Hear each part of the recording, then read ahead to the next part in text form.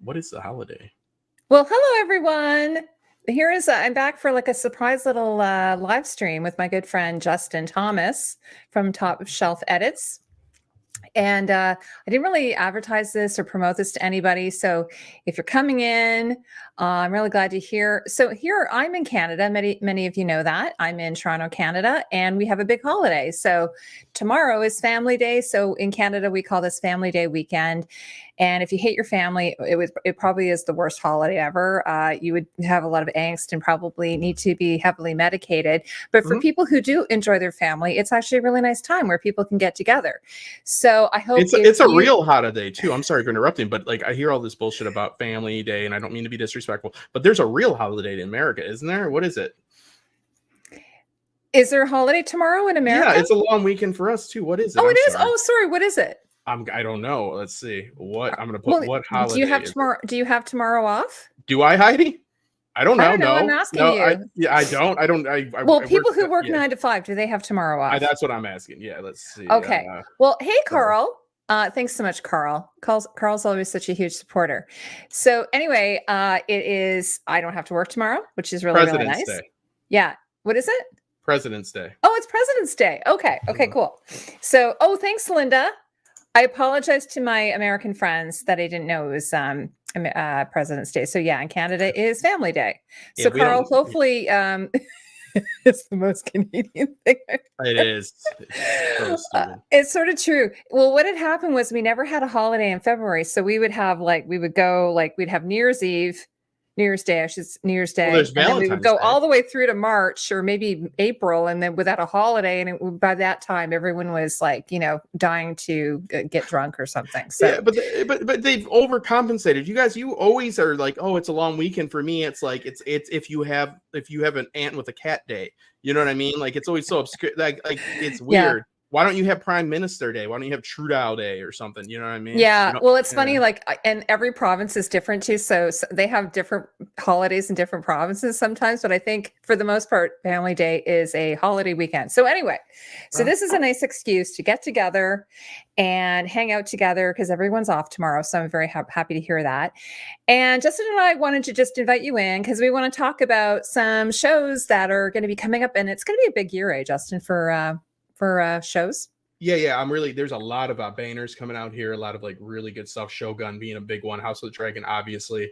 Yes. But yeah, I think that we're still seeing a little bit of the the strike, hindering us a little bit. I think that by the end of the year, we're going to be fully back. But also we are, I was talking to Heidi as her editor and talking about, besides her, I have 5 clients and like everyone but one has a Patreon. And with what we do, I thought she should have a Patreon because she pays me as an editor. So like we have the capabilities to do extra content more than people that just work by themselves. And she pays out of her pocket for me and tries to do everything she can. So I said, there's a lot of stuff we're leaving on the table. I think that we do have a good community. And I convinced you to, start a Patreon because I said we could do a lot of extra stuff. She writes scripts for every video that we can post. We have all these things because she does pay me an editor again. So I could do extra stuff for it. And so we are launching that as well.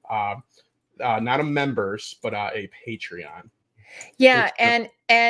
Okay. So this is the story. So when I first started my YouTube channel, a lot of people were doing Patreon and I was like, okay, I'll try it. And I opened it up and I think I had 4 patrons. Linda, if you're the Linda I know, Linda was one of my patrons. And then it was terrible. It was, it wasn't planned. I didn't know what I was doing. And so I just sort of like, oh, forget that.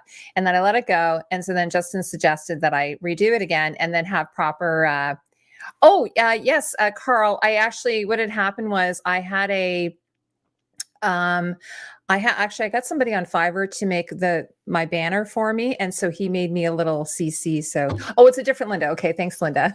Oh, I didn't know about that. Anyway, so what we did was I'm launching a Patreon and there's no pressure, obviously, like I'm happy to have the community we have, but if anybody wants to support the channel. What the money will go towards is paying Justin to edit my videos, because some of you know I have a full-time job, so it's really, really hard for me to actual edit. So I do, everything is done. Oh, thank you so much, Carl. I do the writing and the research and the voiceovers and everything, and then I take everything and I hand it to Justin, and he does all of the finessing, all of the. Justin, maybe you can explain what you do. She throws it to me and she says, "Fix this." I kind of throw it, like I throw it over the border. Yeah. I put it in a knapsack and put some rocks in it and toss it. And then hopefully he catches it. Sometimes he doesn't, though. Well, what she does is she gives me a package, and it's got the her voiceover, which I edit, but there's so many, all the sources, everything, the script, all the graphics, all of that. Well, not the graphics, I do the graphics, but the pictures and stuff like that, in any video that she's citing. So like as I said to her, because when you try to do this yourself, just as a content creator, it's already hard enough. Like, she does so much work just to even get it to me. But there's so many pieces of that I think you guys would find interesting. And I see an opportunity to really, because with my other clients, I've learned how to like edit and make sure I get bonus content, if that makes sense. So it can be a fluid, but it's work. It's a lot of work, but it's worth it because you can engage with people. And it also gives everybody a chance to have more say in what Heidi does. So we can really, because I don't ever ask anybody, because I'm like, I don't have time. I don't have, like, you know what I mean? Yeah. So I would love to do more, and I would love to have more content. Obviously we want to have more content. So we're trying to figure out ways to engage the community more. And one of them is we're talking about doing a monthly live stream just for patrons.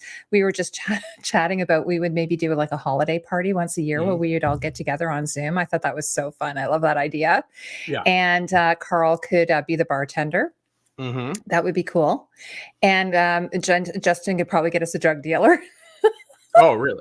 Well, I don't know. Why don't you ask the guy you evidently hired from Fiverr to do your logo, which I am mad about, low key. And we'll talk later. Yeah. I didn't know that. Why don't you have him help you with the Patreon? Well, I hate you, Heidi. Not okay.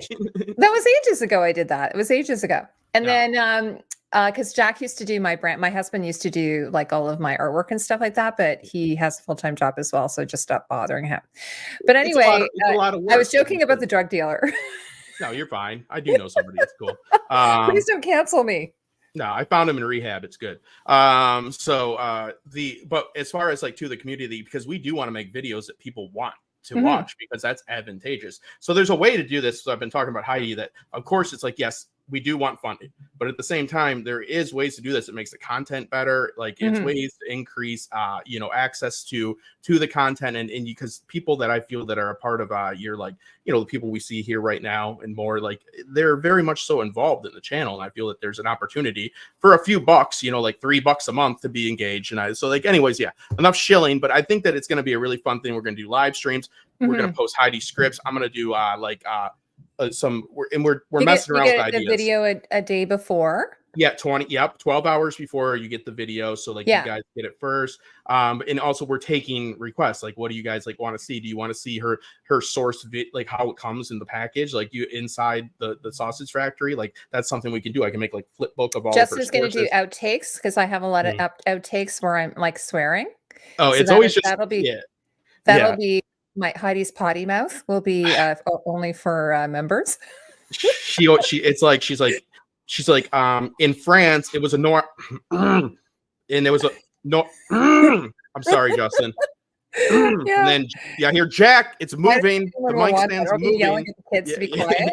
Yeah, it's or the dryers, like turn the dryer off. Anyway, yeah, you're one of the better ones, though. So there's been some. Yeah, you're not too bad. The other thing, before we're going to leave this, so I don't want to burden you all with this for too long. The other thing is there's a trial. I didn't know this. You can do a 7-day trial on this, Justin. So I added that feature. So if anyone just wants to try it out for 7 days, there's no obligation, and you can. But I will still love you anyway. And I really, everyone who comes into the live streams and leaves comments and participates, I love that. We're also going to be doing more interviews with costume designers, because now I've like been able to tap in a little bit more to that community, which is amazing.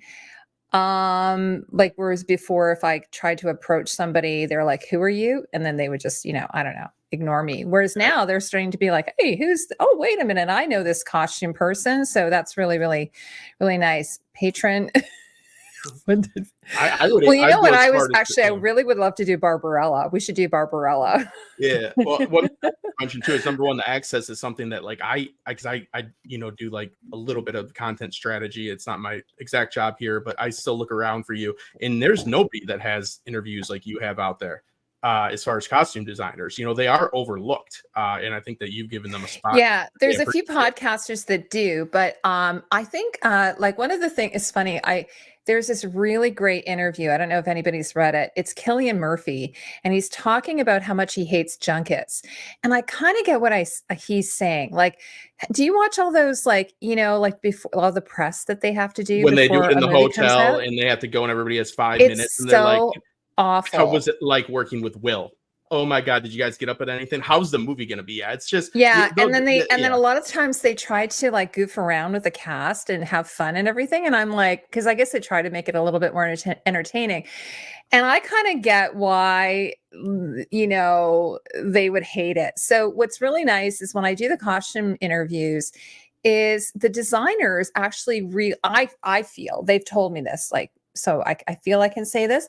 They enjoy the kinds of questions I'm asking because I'm not asking questions like somebody at a junket. I'm trying to ask questions like that are really about the story, that are about their process, that speak to how everything came about. And I do try to dig a bit deeper. So I'm hoping to be having more of that. Mm-hmm. We're going to be talking about let's do. No, it's more Fast Times at Ridgemont High. Oh, that's a great movie. One. Yeah, there's a great bikini scene. Yeah, Ali, or who is that? She's so cute. She's in that. She's actually married Lawrence or something. Phoebe Cates. Phoebe Cates. Oh yeah. Oh, she's adorable. She does that thing with a carrot, though. Remember that? Yeah. There's some questionable things in there. Okay, so Justin, how should we go about this? Okay, yeah. Just one last thing on the you go ahead. the content is like when people, especially I see a lot of the comments that you get so many comments and somebody's like, what about this dress? What about that dress? That's something that you could have access to with the Patreon as well, is that like you want to know something specific. That's why they like you talking to them, the costume designers, because you're not just saying those dresses look pretty. You know what I mean? Like you're actually talking about something. Like for instance, we were chatting about this the other day. Okay, how do I say this? Kriso Bubuli. Hello, will you tell me how to say your name? Kriso Bubuli? That is such a fun name. Maybe you can tell me how you say your name. Hello. Thank you so much for joining us. One of the things, like for instance, when we did the Gilded Age, Justin and I, this is the other thing, we have to keep the videos to a certain length. Otherwise, they just, they're just ridiculously long. And Justin, when I first started doing this channel, some of my videos were like 40, 50 minutes long. I know, I hate it. Isn't that awful? Yeah, it's terrible. Hi, so nice that you're here. Alicia, we're doing a surprise stream tonight. Oh, and she's saying hello to you too, Justin. Hi, Alicia. I love you. Yeah. And anyway, so I like when we did the Gilded Age, someone said, well, what about Mrs. Fish? And I'm like, yeah, really important point. Unfortunately, I ran out of time. But then Justin and I were chatting like, well, maybe we can do a video on the minor characters. So that's, that's sort of the type of thing we're talking about. And but anyway, so Justin, anything else about Alicia? I'm starting a Patreon. I know I'm like, I don't know, 6 years late, but so we're just announcing it. If anybody wants to come and join my Patreon, I don't want to be begging, but yeah, anybody has. Well, no, it's just we're talking about it because this is the announcement of it. But then no, we're going to just get on with business after this. But yeah, there is a 7-day free trial, like she said. So give it a try. And if you do sign up right away, and you're one of the first people to sign up, you're going to have a lot of agency in it. Meaning, like you can mold what we do. I can figure out a way to make it happen. Obviously, there's within reason, but like there's a lot of things we can do, and we want to know. We want it to be successful because it's going to make the content better all around. So it's more than just funding. It's actually increasing the value in the quality of the channel. Okay. Well, first of all, it's my pleasure. I had the White Lotus season 1 on my back burner. I have so many things on the back burner. And so we went and did that. So that's up now if anybody wants to see it. But thank you. No, I have to see Poor Things. It's on my list of shows to watch. I have to definitely see it before the Oscars, though. So I will. And most likely I'll do a video on it because it looks so amazing. And I'm kind of like, I have a feeling Oppenheimer's going to win, but just based on looking at it, it really looks like it should win. So, hey guys, in the comments, let me know like if you've seen Poor Things versus Oppenheimer and what you think. I've watched Oppenheimer 5 times now. I learned the score. I put it up on TikTok, and it's incredibly difficult to do, especially for somebody that's self-taught only a year and a half in. That movie is so damn good, in my opinion. It is. I'm a huge Cillian Murphy fan. Oppenheimer is everything. I know. You know what it is, though? Okay, so this is what it is. And this is why I tend to not do biopics, because biopics are just sort of like a recreation of the time period, right? Mm-hmm. And I'm not saying it's not telling the story through the costumes, but something like Poor Things is super creative. And that's like kind of like, the Grand Budapest Hotel or something like that. It's just like, it's so such amazing design. So those things don't come along too often. So when you get to see something like that, it's really exciting versus a biopic, which is just like, okay, they're wearing clothes. Yeah, but there is parts of Oppenheimer, like specifically when he is first starting up, what's it called, where he does the nuclear testing, whatever it's called. But you have his buddy that comes from school, and he tells him, he goes, "Why are you dressed like that?" He's dressed in his military uniform, and Oppenheimer goes, I love "Everybody's that. doing it." Yeah. And he goes, "Be you." And then you get that classic Oppenheimer. So that's like the part where story is over. There's design is overtly in the story, like the way but I get what you mean. You try to stay away from more of the contemporary stuff. You find it boring, but that movie is genius with the way that you're threading in that story through 3 different forms. Don't get me wrong, I liked it. I liked it. Oh, I know. But I like the costumes in Barbie. I just think Poor Things is like on its own kind of level. Yeah, it just like, amazed me, the story thread. Yeah, it's so anyway, I don't think I have a feeling it won't win, though. I have a feeling Oppenheimer will win. It's sweeping everything. Hopefully. It's so damn good. And it's finally Cillian Murphy tried to be Batman. He's, been around for a long time. He ended up being Scarecrow, but I just think it's amazing the way they tell it through the senators or the admirals, like his cabinet screening, the story, like, just a linear story of Oppenheimer, and then plus the story of Oppenheimer's investigation. Nolan's a genius. That's Nolan doing different timelines perfectly, not just for no reason. It's like, how hard that was to tell that story through that and cohesively. But anyway, it's funny though, the costume designer for Oppenheimer is the same costume designer as Bridgerton. Really? Did you guys know that? Yeah. No. Yeah. About time he got his flowers. I agree. Yeah, he is great. It's funny though. He was saying that his least favorite movie is Red Eye. I actually love Red Eye. Oh yeah, he gets stabbed doesn't he get stabbed in the eye with like a pen? Well, he's the bad guy, right? And Rachel McAdams. He said Rachel McAdams is amazing, but he just didn't really like it. Like he didn't, But that's one of his earlier. I can see he did that right after he did 28 Days, I think. And 28 Days is amazing too. I mean, it's Danny Boyle, right? Yeah. Okay, so Justin, you have to keep me in line. What are we doing here? Okay, so let's talk about first off Shogun. So we do have. I put out a list too, and one of the things that was suggested for us, and we're going to cover it briefly, just looking into it, kind of this again, it's kind of similar to what the Patreon live streams will be, because we're going to be brainstorming here. But the bear, we're going to look into that in a minute. I just binged it all, but we are taking suggestions, people, of what we want to cover. Announcements for cover. We did do the promo video, but Heidi is doing Lord of the Rings, the original trilogy, and she is doing it by character. So if you've been looking forward to that, that's something that we're going to be doing. It's a lot of work. We're doing The Sopranos. I'm actually writing the script for that one because I just think it's so costume centric, in my opinion. We are doing Shogun is something that Heidi's already been covering, and I believe you have. Can I say it? The costume designer, or you have an interview with him? Yes, it's Carlos. So Carlos and I actually. So I talked to him the other day. He is like the nicest person. Can I just say that? I mean, most costume designers are lovely people, but he is like so sweet. So he went to the LA premiere, and they had some of his costumes at the premiere. So I posted some of them on my Twitter. And Alicia says she can't wait to talk about Shogun. Awesome, Alicia.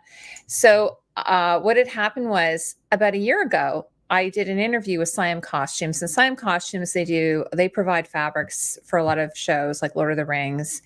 And they also make costumes like for behind the scenes. Like, for instance, they did the Gilded Age. Like they do a lot of the background characters or the large crowd scene characters that when they have to do them en masse, and they're out of Thailand. So I did an interview with them, and they mentioned to me, hey, they're redoing Shogun. And I'm like, what?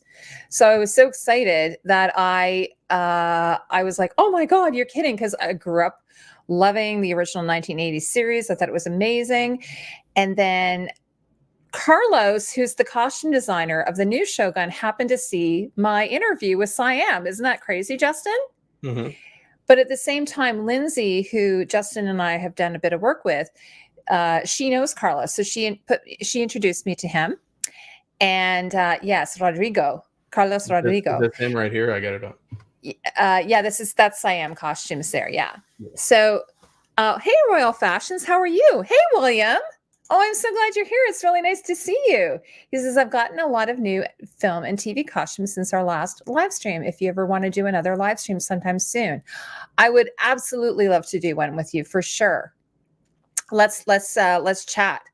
I for sure. And if anybody doesn't know William and I did a live stream a little while ago about his collection. We did it around the holiday, or I think it was before the holidays. Maybe it was around Halloween. So he's got an enormous collection of auction items, and so we had this really great. So yeah, for sure, William, let's do it. Can I ask William a question? What's the most expensive costume that you've got from an auction? Are you asking this to William? Yeah. What's his white elephant? Oh, I don't know if he'll tell you that. William, will you tell Justin that? You don't have to say the price, but you can say the item. But I hope, but just know I'm implying that I want to hear the price. But you don't have to. There's got to be something big. But anyway, just to finish my silly story about Shogun. So what happened was, I was chatting with Carlos, and I said, "Hey, Carlos, when the show comes out, would you be willing to interview me?" And he said, "Oh yeah, absolutely. But I have to go through Disney because even though it's FX, they're owned by Disney, so it's really, really weird." Oh my God! Justin loves Lagerta. Is it Lagerta? How do you say your name? Jesus, no, it's not Lagerta. It's Lagatha. Oh my God! Kristen Winnick, she liked my. I've never seen the show. Oh, don't disrespect Kristen Winnick. Yeah, oh my God! That's Justin's TV wife. Yeah, I would die happy if I just met her. Wow, amazing! And yeah, we featured it on the live stream, didn't we? William? Yeah, I was there for only like the first beginning. Yeah.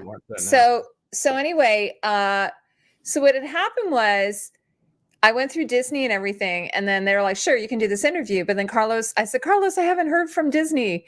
And he said, no worries. We're going to, they're kind of really busy, right? So Shogun has gotten like already, because they've done some premieres, it's already got like 100% on Rotten Tomatoes. Like they're calling, I hate to say this because I don't like saying this, but they're calling it the Game of Thrones. Yeah. I hate that because it's like, that shouldn't be the gold standard. It's prestige television is what they're saying. So I interviewed the props designer, and he was telling me that everything is very historically accurate. And I think actually, Carl, you were in that live stream. So I'm going to have, we're going to have the costume designer of Shogun on after the 3rd episode, because he says there's going to be a behind the scenes on the costumes. Oh, great. They do those little video behind the scenes kind of thing. So we figured that would be a really great time. So anyway, and it was shot in shot in Vancouver, Canada. So that's kind of cool, which stood in for Osaka, Japan. It's pretty much the same place. You know what I mean? Japan, well, apparently I think the climate is similar.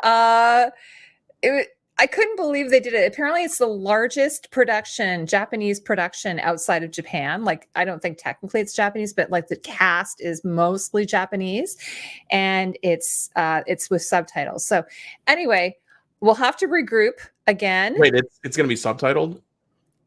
When they speak Japanese, yes. Oh, okay. So the original show, there's Carlos, thank you. So the original Shogun in the 80s, they didn't even use subtitles. They just spoke Japanese, and they were sort of like, well, the Richard Chamberlain character doesn't understand Japanese. So they kind of had the audience also not understand it. But in this case, they're going to have it from 3 different points of view. So you kind of will be able to get their sort of more of their humor and stuff like that. So apparently it's amazing. So, William says, it reminds me a lot of that Marco Polo show that was on Netflix. Did you guys ever see that? I didn't see it, but I heard it was great. Justin, did you see it?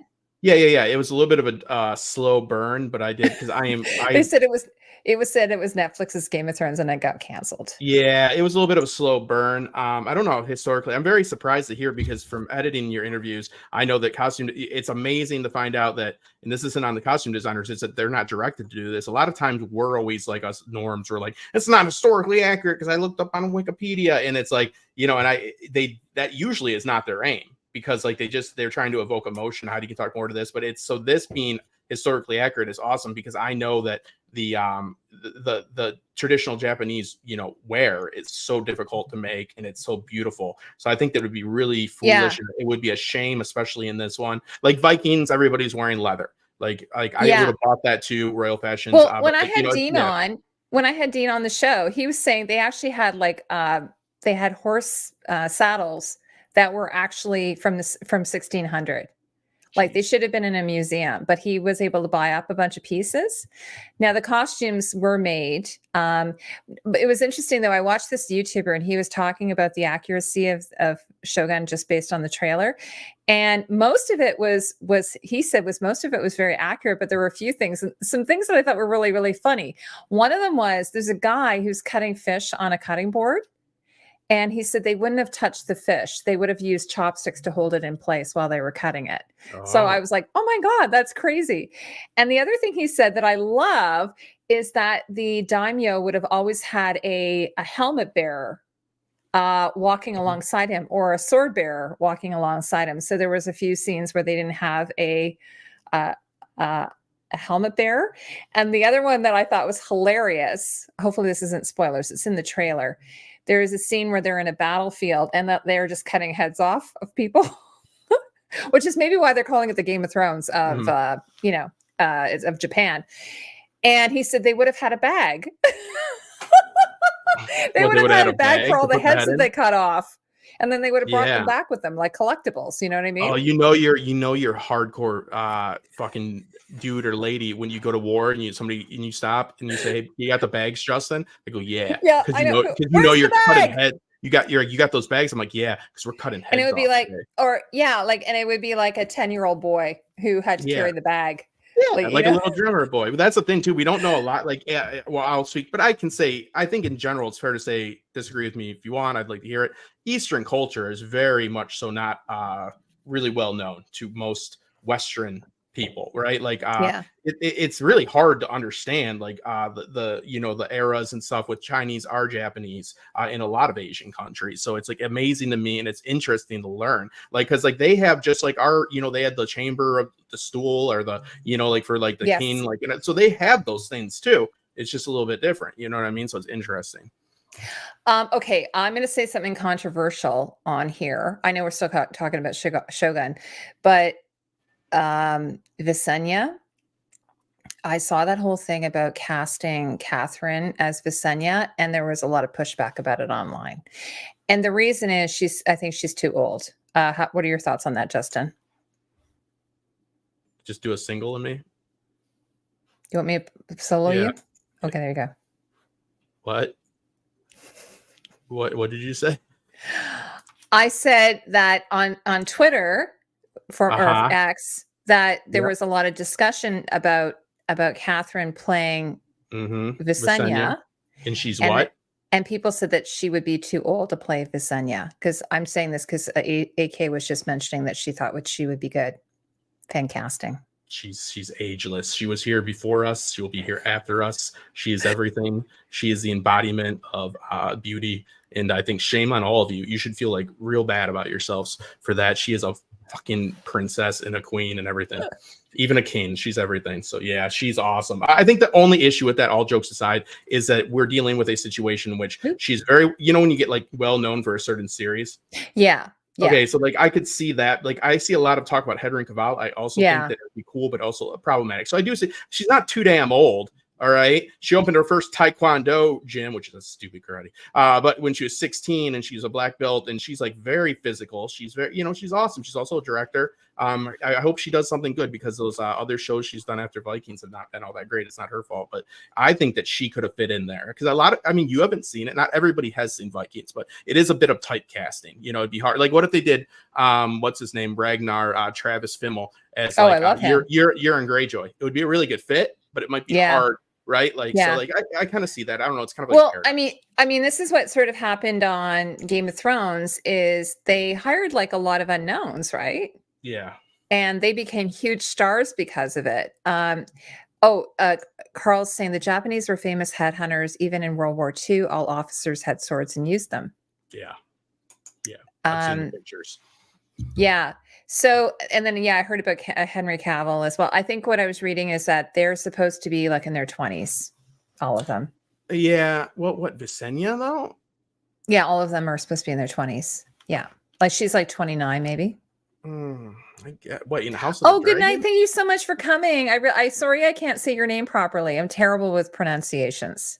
I think it's Chryso. Is it Buble? Buble? It's Buble? Chryso Bubble is what I'm going. Chryso Buble.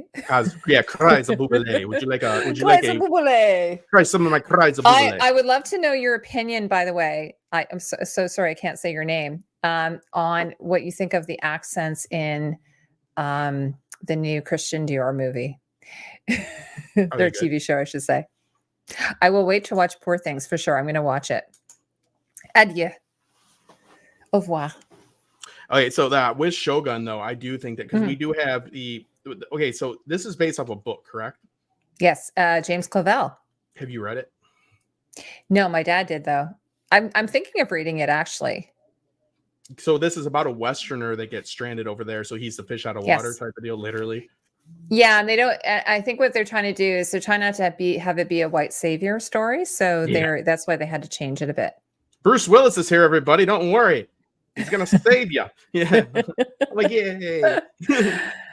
They do. There's a really great movie with Tim Robbins where he's like a producer. Do you ever see that movie years ago? He's like a Hollywood producer and they want to make a movie with unknowns. It gets pitched to them. And then in the end, it ends up being Julia Roberts and Bruce Willis.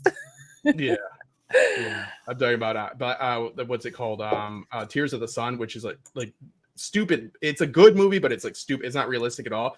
But like that movie gets shit on for being like a white savior because, like, you know, and it is, to be fair. It is an action-packed movie, though. Willis, so it's based on the real life of William Adams, is Carl William. Oh, I forgot Carl. All the characters are in it are based on real-life characters. Gotcha. So it's a historical fiction, I guess you would call that. But also the author, he was Clavell. He was actually a prisoner of war in Japan. So he's sort of speaking like it's interesting. Like, even though he was a prisoner of war in World War II, he's sort of, I don't know why he decided to do that. Maybe it was like cathartic or something. Maybe they made him do it to get out. They go, but like 40 years from now or 60 years, you better. Mm-hmm. You know, and his family, how old is he? His family are involved in the production, so they've given it their blessing. Yeah. Well, he probably, I don't know. I guess who knows? So, I mean, I know that it was probably a horror. So, but he's not alive anymore, is he? No. So it's his estate that are looking after it. Okay. And Hiro Sanada, who is on here, he stars in it. He's a producer as well. So no savior. Yeah. So he's the first Englishman to travel to Japan. It sounds like he kind of like got, I wouldn't call that traveling. I'd call that sinking and floating there. He gets shipwrecked. Yeah. Is that really traveling? It's like if my plane crashes over Cleveland. He's going by and then he lands there by accident. Yeah, if my plane crashes over Cleveland, Ohio, did I visit Cleveland, Ohio? Oh, Justin, where'd he go? He went on a trip to Cleveland, Ohio. Western Samurai, one of the first Englishmen that I thought it was Tom Cruise, #1, but it's evidently not. I thought he was. He was, yeah. Yeah. He's in The Last Samurai. Yeah, the Englishman. But I think Hiro Sanada's in that as well. And he's the third Englishman that traveled to Vietnam. And then a whole bunch of them went there and it was bad. Mm-hmm. Let's see.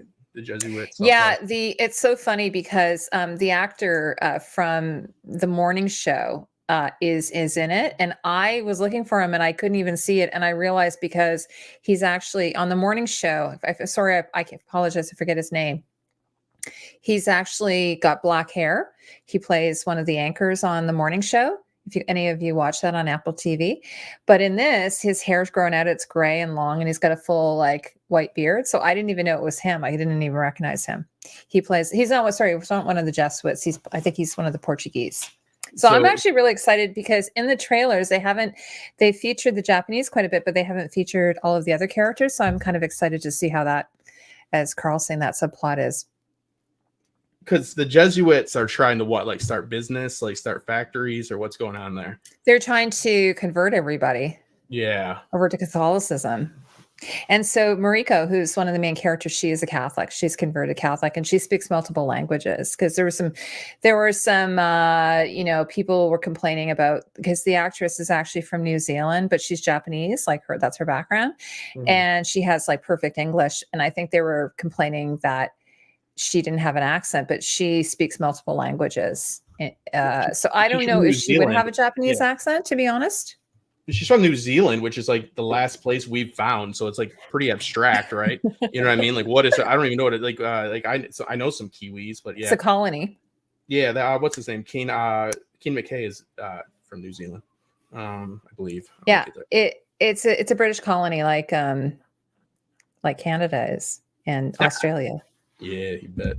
Okay, so Jesuits. So then the Dutch East Company. So we're dealing with a little bit about like that stuff in that film or that show Taboo and all that. I'm really looking forward to it because it looks beautiful. Number one, it looks like a film. I'm thinking actually, Justin, I might even get the audiobook. Maybe what I'll do is look at you and I the audiobook, and then we can listen to it ahead of time because it's like 1,500 pages or something crazy. Yeah, can you just read it to me? I don't want to do it. Well, that's why I'll get you the audiobook. Somebody else can read it to you. I tried every 3 months. I get like halfway through, and I found Dune really easy to read. Did I get you the audiobook on it? Yeah, you did. Yeah, which I'm really thankful for. And I always get sidetracked. It is so good though. Yeah. Speaking of Dune, is anyone in the chat excited about Dune? We only have a few people here right now, but is anyone in the chat? Zendaya in her, I was put it. Yes, her Terry Mugler, Metropolis.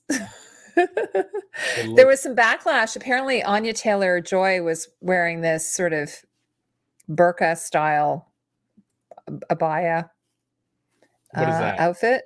And I was like, well, the show itself kind of does cultural appropriation. So I'm like, there were some pictures of Dune. I was like, that's like Terry. I'm not saying it properly. My French friends, Terry Mugler. What if somebody that's not in Dune just show up wearing this? Is that you know what I mean? There we go. Zendaya can do no wrong. She can wear whatever she wants. She looks great in everything. I've never seen her look bad in anything. She's not with Tom Holland anymore? Yes, we will. Yeah, she's with Tom. Oh, I thought that she just wasn't there. He wasn't at the premiere with her. She was there with, Timothée Chalamet. By the way, I don't know if anyone has seen Wonka, but it is so cute. Like, I loved it.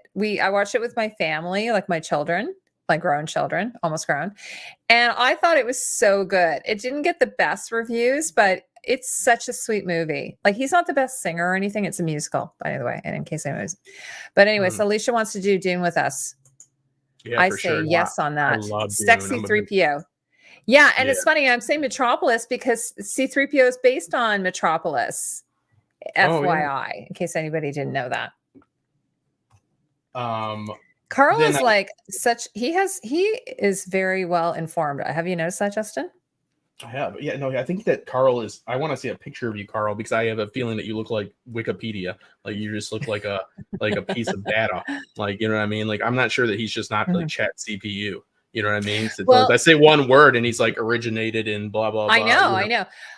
And I know Dune is a film, but it's apparently like kind of like Shogun. The early reviews of it are saying it's like a masterpiece. Really? It's a magnum opus. It's Denis Villeneuve. You know what I mean? Yeah. I mean, he's did Sicario. From Quebec. He's from my province, my home province. He does movies good. Like, watch the first Sicario, it's so good, and then watch the second Sicario that he didn't do. And I have to see. Yeah, I haven't seen Sicario. I actually have it on DVD. I haven't seen it, but I've seen. Have you ever seen? What's the one with the spider? Enemy? Have you ever seen that? Yeah. Oh my god! Do you know that that's shot in my old condo? Oh, like the one where Jake Gyllenhaal lives, his condo. I used to live in that condo. Isn't that crazy? Because it was shot in Toronto. Like your actual condo or just a condo like yours? Not my actual condo, but the same building. I lived in Same that like building. units. Oh my god, I would have been like Yeah, in lost my Mississauga. keys and like walked back in. I'm like, how you doing, Hugh Uh, Jackman or whatever? was I guess they shot it, yeah, because Denis Villeneuve is like he is probably I would say now probably Canada's most successful director next to David Cronenberg. He's amazing. Like he Yeah, really is. He's so good. he's brilliant. And then like last night I watched American Psycho, which is Mary Herron. She directed that. She's another great Canadian director as well. So we don't have that many, but I'd say Denis Villeneuve is probably Canada's best director. Like take Sicario for example. I Yeah. had this discussion with my Oh, brother maybe I actually. did see it. Is it George Clooney? No, that's that movie. I think it's like Syria or something. Oh yeah. Okay. Yeah, but in Sicario, it's just like it's a story that is about these going after cartels, but it's really a story. Like he does such a good job of like conveying like these messages, like that it's very much so a psychological like back tone to it. It's like it's really about what we consider to be good and how we fight it. Like because it's all about the police like trying to just stop crime, but stopping crime isn't always doing good. You know what I mean? Like it's like all these very like deep, like like philosophical ideals, and he conveys it in a very interesting. He's a smart dude. He's just so smart. Like what you Sicario. The second one is just a bunch of dudes shooting up people in Mexico. The first one is like this like it's really a masterpiece. Like as far as like talking about the philosophy of like it's pretty much who is good, who is bad, like who's the guy that's like making the crime or the guy that breaks law or guy that breaks the law, but it's further than that. Like what's her name in it? Emily Blunt. She like stops these guys when they're doing something illegal at the bank, and everybody's pissed at her because they're trying to get bigger things. So it's all this like methodology of police work and like how they look at making an impact and how they think they're going to make the world better. But how can you really make the world better? Get what I mean? It's like deeper than that. But it's an action film too. It's freaking awesome. I'm probably not explaining it well, but it's got some deeper tones. No, like everything I've seen of his has been amazing, and he's I think like the only thing I wasn't super crazy about, and it's a great film. Don't get me wrong, but it's just because Blade Runner, the original, is my favorite movie of all time. So it was really, really hard for me to watch it, and I just thought Jared Leto was just awful in it. I hated him in that movie. And it's so funny because again, I watched last week we watched Fight Club. Like my kids are going through all these older movies. So we watched Fight Club last week. And then last night we watched American Psycho. And Jared Leto is in both those movies. And he's so good in both movies. But he's so bad, in my humble opinion, in Blade Runner 2024. Well, I think that he's become insufferable ever since he's really dived into like they did the Joker and like the stories of him on set, like sending bloody. Yeah, condoms. he's just a nasty person. I think he's just so terrible, but he is amazing in Fight Club and American. Actually, American Psycho is like an all-star cast. I was like, oh my god, that person's famous. That person's famous. That person's famous. That person's. My son was even like. There's one scene where Willem Dafoe is sitting across from Patrick Bateman, who is played by who's the actor, the Australian actor. What's it called? You know about Batman. He's Batman. Why can't I think of his name? Yeah, so my son's like, oh, he's sitting across from the the Green Goblin, like like all these like Marvel and DC characters, kind of like all mixed. What's that? Christian Bale, sorry. Christian Bale, yes, yeah. He's amazing at. Yeah, I like when he's dancing. He's like, "Don't be square. It's hip to be square." It's like, he through the whole movie he monologues about music. I love hilarious. Like when they're showing funny.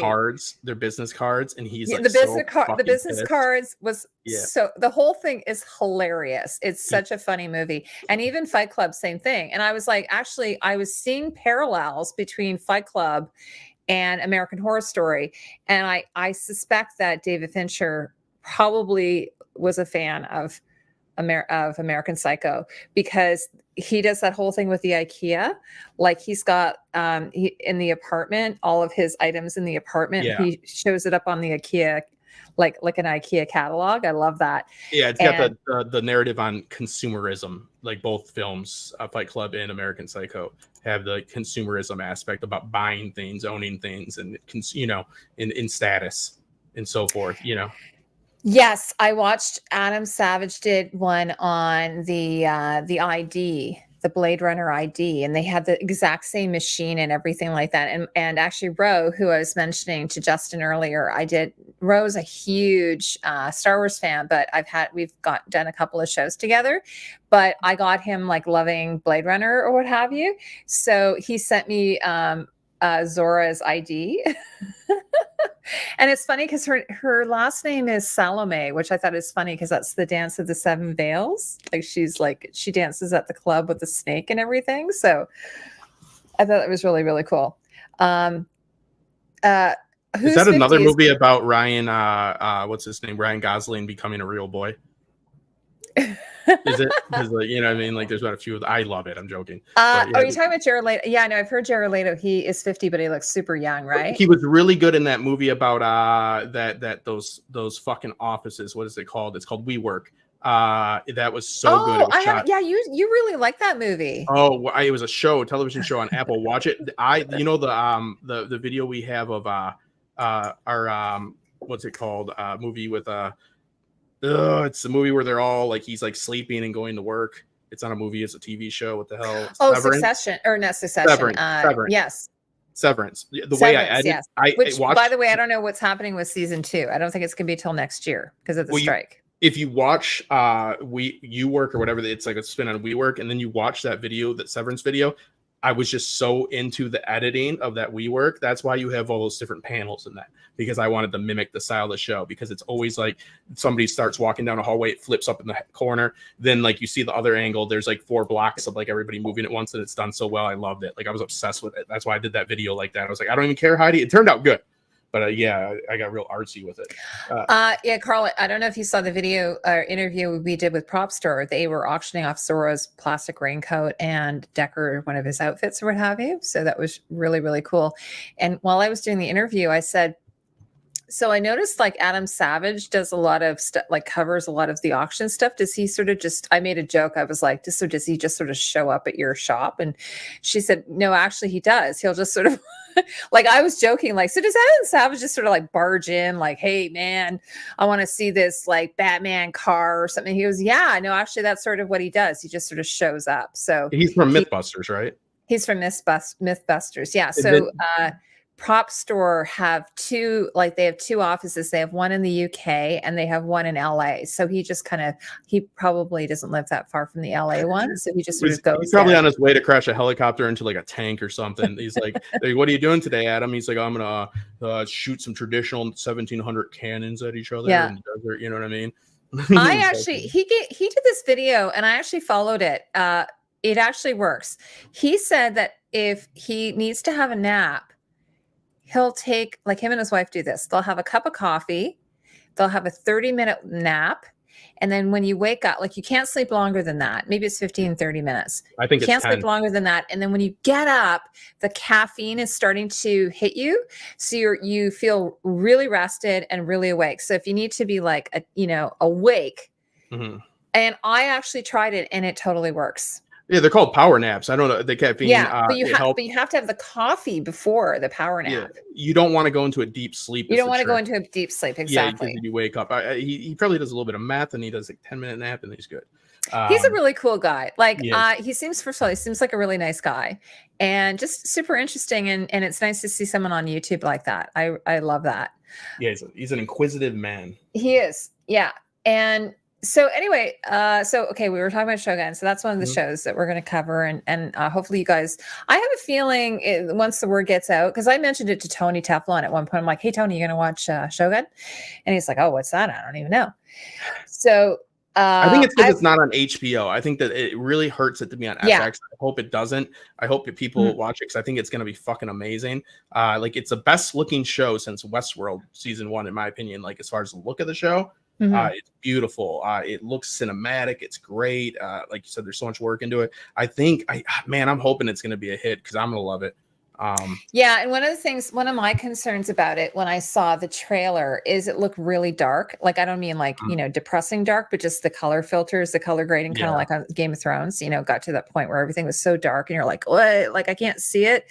But Dean told me he watched, I guess he got a screener and he said, no, it's actually not like that. It's actually quite bright. So I was really pleasantly surprised to see that, because that was the other thing when we were watching, we were watching RoboCop. We've been watching all these classic movies. So we watched RoboCop on the weekend. Home City, Detroit. Yeah, exactly. And there's no filters or anything. So everything's really bright and light. And whereas if they did it now, they probably would have to make it really gritty and dark, and everything would look like teal, or like everything would be teal and orange, or whatever the palette is that everyone uses. Yeah, they do have one, a recent one. It didn't do all that well. Like with they Joel did with, and I Kinnaman. Love that actor. I love him. He's Joel in Kinnaman. For All Mankind. That actor. I love him. Yeah, he's great. I love For All Mankind. And he's in. I think he's in Suicide Squad. Joel. He's in that detective Joel, show. Or he's in The Killing. Was what he made his watch him in The Killing. He's like this scrawny little runt. I love him. I think he's great. And unfortunately, I just don't think the movie was it just didn't resonate with fans. But the original is so good, because again, it's kind of like it's Verhoeven. It's very campy. Yeah. It's satire. It's also got a message in it. Like just like I talk about the new, like Hoven does messages, like Starship Troopers is about Nazis. You know what I mean? Yes. It's not it's like, you watch it when you're a kid. I did, for a couple reasons, some of them being that nice blonde lady. But like then when you watch it as an adult, you're like, oh, this means something. I get it. Yeah. And the other thing is, apparently, I didn't know this, and this totally changed my whole perspective. At least, on Starship Troopers, is that the bugs are actually the good guys.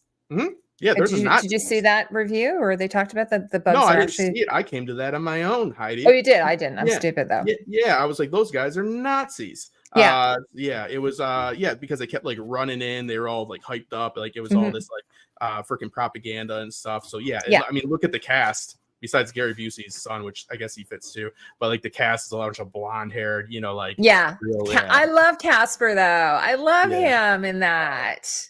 It's good. Yeah, everybody's it's the other thing I was saying about RoboCop. It's funny because a lot of times, like for instance, True Detective season 4, which is the finale, is out tonight, by the way.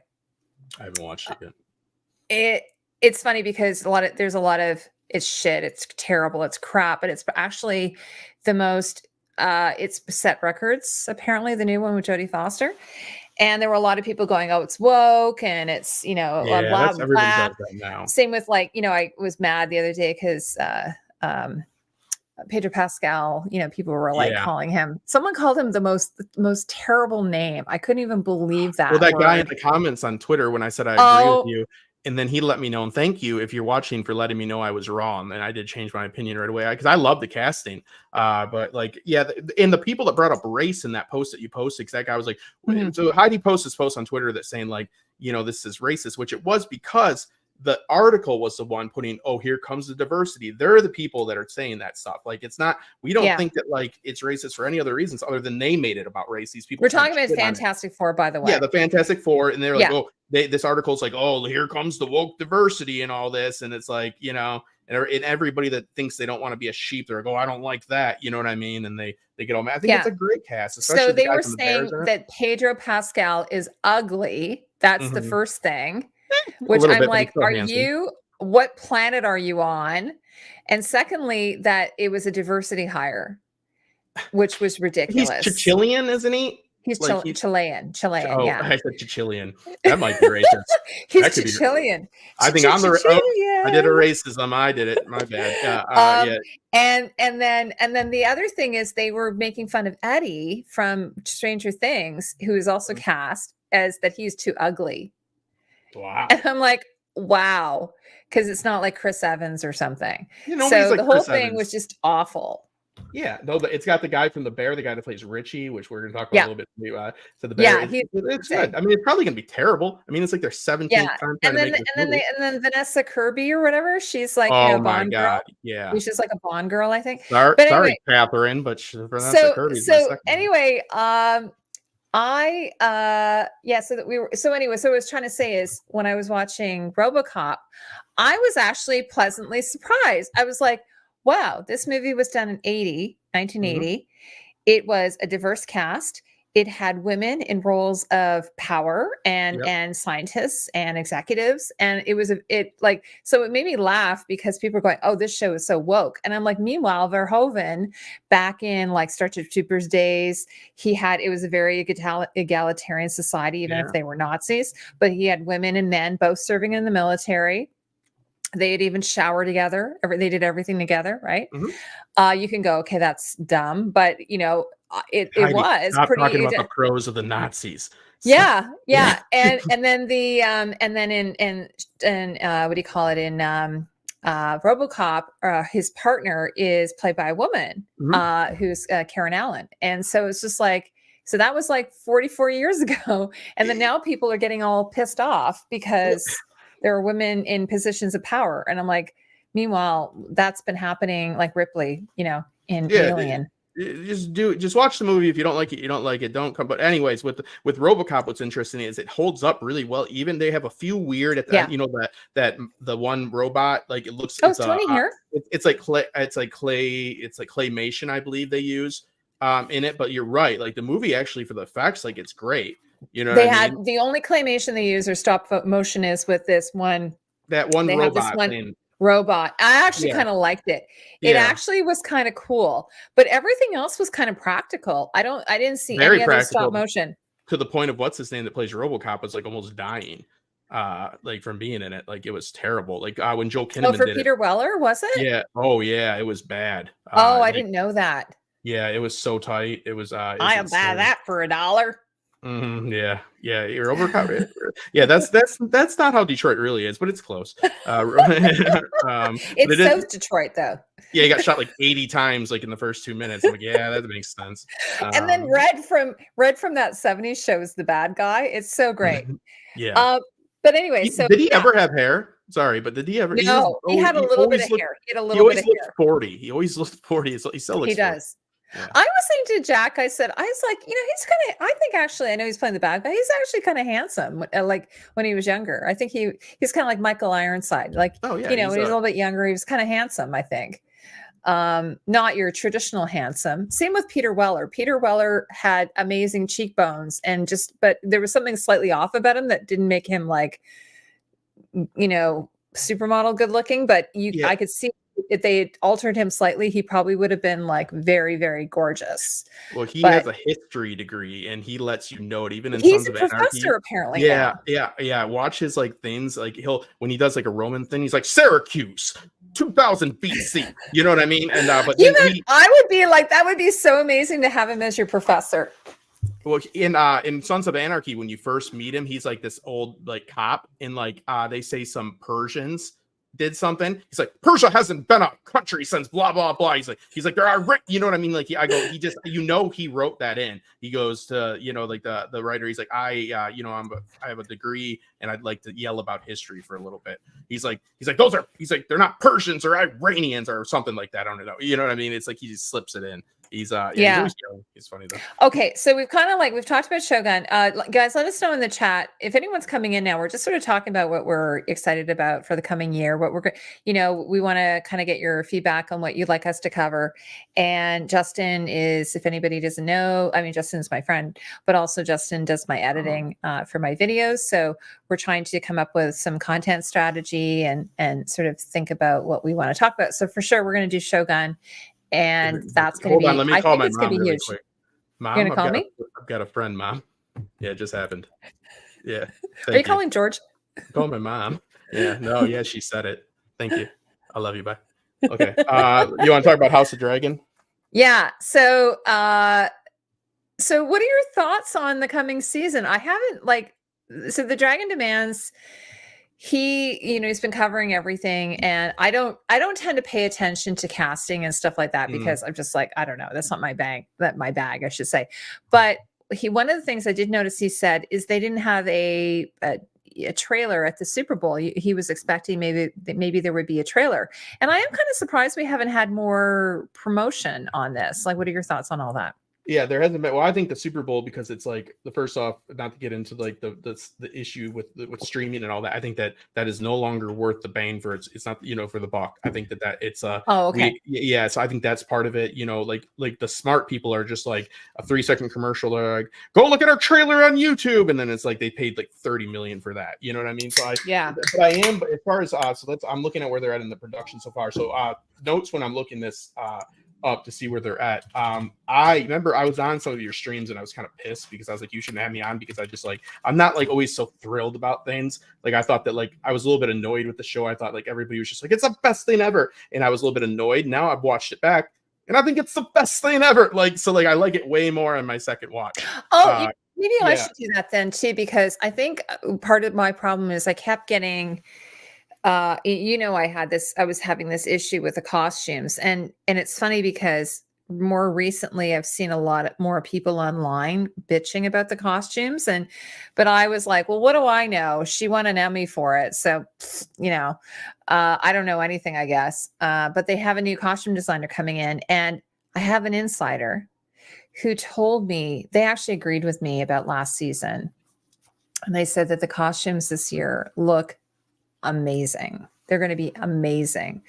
Now, I can give the first season a little bit of a leeway because they dealt with a lot of different factors. They were going through, the pandemic and all that kind of thing. So, but I just don't like, for me, I don't feel it was like a good fit. Like, I just didn't feel like it was the right fit. Like, I think Michelle Clapton was like just a really solid fit. I didn't always agree with everything she did. Because I'm doing a little video right now and I was like, oh my God, everything's so black in the last 2 seasons. And I hated that. But it looks like the show is going to be, pretty good. So I'm kind of excited about that. We're back to a place of cohesive, timelines, because like for season 1, there was a different kid. Like there's 11-year-old kid, and then he's 12. There's a different actor, so there's a lot of switching. But so okay, so I give them a little bit of credit for that. And again, I always talked about how they made a choice that shows a lot of stuff that I didn't think they're going to show us. And there's pros and cons to that. The jumping around with the characters, like showing like the kids throughout like different like ages, like argue. Yeah. Maybe they didn't need to do that, but they made a choice and they stuck with it. And I think the second watch was good. On production, they finished summer. They're in reshoots right now, and they're going to be in reshoots until it's extended into March right now. So hold on. So we've got our first trailer, right? So now they're doing reshoots. So since it's going to be released in the summer, we don't have a date. I'm assuming April. And this tends to be like the line with Game of Thrones. I know this isn't, but with HBO and these properties, the April seems to be a month where you get like an Entertainment Weekly cover and stuff like that. So I assume that we will have something in April. They're in reshoots right now, and then they're going to probably get in the marketing, the marketing machine again. So yeah, okay, full length. They're doing quite a bit of reshoots, which is that's interesting, eh? And also the thing is, it's Sapochnik has gone. He left. What? That's not good. I did not know that. Yeah, he didn't want to. He did the first. Was that the plan right away, or did he leave? He wanted to. He said he was only going to do the first. Like, I think maybe from the get-go. Yeah. No, okay. I don't think so. I don't think so. I think it was after the fact. I'm not sure what had happened there. But to be fair, he's the one that's responsible for all the dark shooting.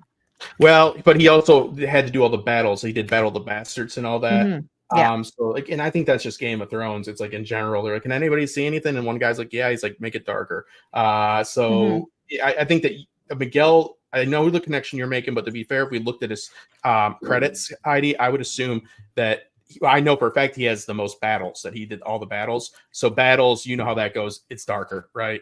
Like, remember when the fleet, you're on Greyjoy, like attacked the fleet, and like I saw like maybe a guy for a minute. I was like, what the fuck is happening? Remember that was the worst. Well, it's bad when Casey Nice, was it Casey's last name? Casey Neistat? Casey, from YouTube. Casey. Yeah. I'm sorry. He called it out. He was like, I can't see what's going on here. I want to point out a few things. So one thing is, Lean said, I hope I'm saying your name right. I just finished on Friday The House of Ninjas on Netflix, and I loved it. The ninja or shinobi costumes were pretty cool. And Alicia, she said, also Mr. and Mrs. Smith TV Yeah. show. I actually binged the whole show really quickly, and I loved it. And it's funny because at the beginning I was like, I don't know, like it wasn't really grabbing me, but then by about maybe the third episode, I was so invested in it, and it's really, really good. And there's this, Alicia, have you seen the whole thing? If you have, there's a scene where they're speaking with a therapist, and that whole thing just cracked me up. Like, it's not one of those things, like, this is for me personally, maybe not for everyone else, but for me personally, it's not one of those shows that I'm like laughing out loud about, but something will happen and then I'll be thinking about it like later. I'm like, oh my God, that is crazy. So yeah, I really loved it. And now of course I'm like, I've binged it and I'm gonna have to wait a whole year. Well, that Donald Glover was, I believe he wrote it, and Donald Glover. Let me see, make sure He was supposed to do it with Phoebe Waller-Bridge, and they had a bit of they had a disagreement on it. And I suspect that she probably maybe wanted it to be more humorous. Because I said to my husband, I don't think it was right that they framed it as a comedy. It's not really like, it didn't feel like a comedy to me. It felt more like a drama with a little bit of some humor. Because that's Donald Glover. Have you seen Atlanta? I haven't seen Atlanta, no. Okay, so I heard Donald Glover is very, very surreal. He's very different. Donald Glover just had an interview when he was asked about doing Star Wars because he played young Lando. And I loved him as Lando. I saw something that I really liked out of him, and I loved all of his work, is that he had control of this show, almost complete control, like not a lot of studio interference. He was going to do a Lando film earlier, but there's going to be studio. Now there's new leadership, like there always is at whole Disney, like there's a little bit of change over there. So like now they're in talks with him again, because he will not do it unless he has control, because he doesn't like filming things by committee. He likes to do things his way, because it's either going to be good or it's going to be bad. But it's going to be different. It's not going to feel like, because when you film things like by committee, like with all the sequels, trilogy of Star Wars, I'm not going to get into it, but they just felt very much so manufactured. They're trying to hit these notes. So he is an artist. He truly is. I mean, for better or worse, right? And he wants to have his own touch on things, and he doesn't want it to feel like somebody else could do it. Meaning like a studio, like Disney has the story group, which I think is a smart thing to have, but he's a very creative guy. So he has like an odd tone to things. I think that's why it's hard to, I've not seen Mr. and Mrs. Smith, but I've seen Atlanta. And but the other thing is, I haven't seen Atlanta, but the other thing is Phoebe Waller-Bridge, I don't think would have been I don't know, maybe they screen test. I can't see the two of them together. Didn't she play the voice for the robot in Solo that he was dating or whatever? He what?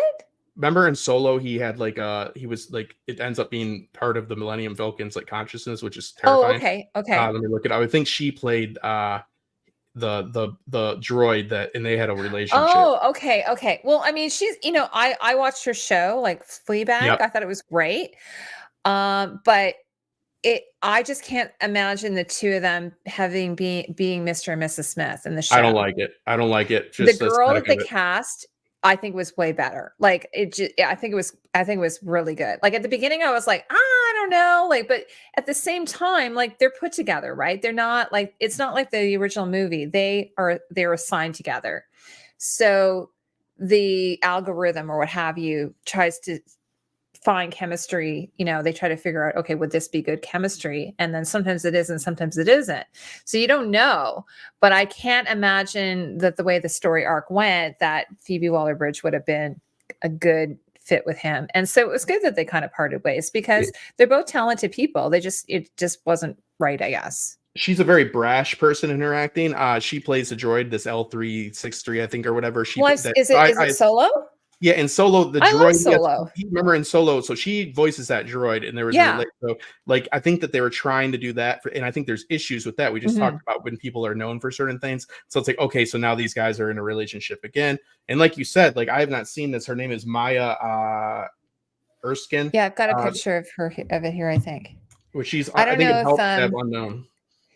Yeah. Anyway, I binged it. It was one of those shows that was really, really easy to watch. I just kind of went through it very, very quickly. Yeah, Get out of here. I think that, at the end of the day, I know that it costs a lot of money to make movies and television shows, and it might sound like pretentious for me to say, but studios need to stay the fuck out because it works. Okay, it's either going to be the best thing ever or it's going to suck. But I take those odds over a bunch of mediocrity. You know what I mean? Yeah. Is the main voice actor in the Netflix? Oh, really? Oh, very cool. I've heard this is a great show. Have you heard of this show, The Blue-Eyed Yeah, Samurai? I'm actually editing this, The Brother's Son. Are you talking about this? I'm editing this for my client. By the way, I haven't seen this either. I have it up on the screen. The Brother's Son. My niece recommended this to me. She says it's really, really good. Regarding this whole thing we're talking about, my Chris Stickman. I don't know if anybody watches Chris Stickman. Like, come here and get Stickmanized. I don't know if anyone's seen that guy, but he did a whole thing because Madam Web, which I haven't seen it. Looks terrible, but he did a whole thing about how the studios are trying to control the creators, and I think it's so true. And then they have to answer to everybody, and so unless you're someone like maybe a Quentin Tarantino who can, be like, no, I'm doing it this way. Like, this is how it's happening. Like, fuck you. I'm not doing it that way. But a lot of these, especially these superhero Marvel style shows, they have to, they have to tick all these boxes. They have to answer to all of these different people. And it's really hard as a creator to, come up with something. So when something bombs, a lot of times it's not bombing because the crew or the talent or what have you are not good. It's because the studios have been overseeing it. And I mean, I sometimes even see that with the costumes. I sometimes go, whoa, what happened here? It's rare. I mean, me, that usually I'm kind of in the middle. I won't ever be like, this is all garbage. Like, I'll usually say, okay, I like this about it. Some things I didn't really like the choice. Maybe that was a little bit weird. But when something goes completely off the rails, then I'm like, something must have happened. Like, it's because studios try to mitigate risk, right? Like it's a business, so they always want to redo things because it's a business. Okay, so first off, like Warner Brothers has lost like $50 billion. Justin, can you turn you've gotten very quiet. Yeah, sorry. Hold on. Yeah. So okay, studios have been losing a lot of money because nobody knows how to adjust to this whole So there's a bunch of different aspects to go in this, and I'll make this brief. But okay, so one of the big problems is they don't like taking risks, right? So we know what risks can do. They can either make it good or make it bad, and they're always butting their nose in, and they're trying to with the Marvel movies, we can see how Endgame was pretty much the end of it all, and now they're trying to keep repeating. They think, okay, Endgame made $1 billion, make another one.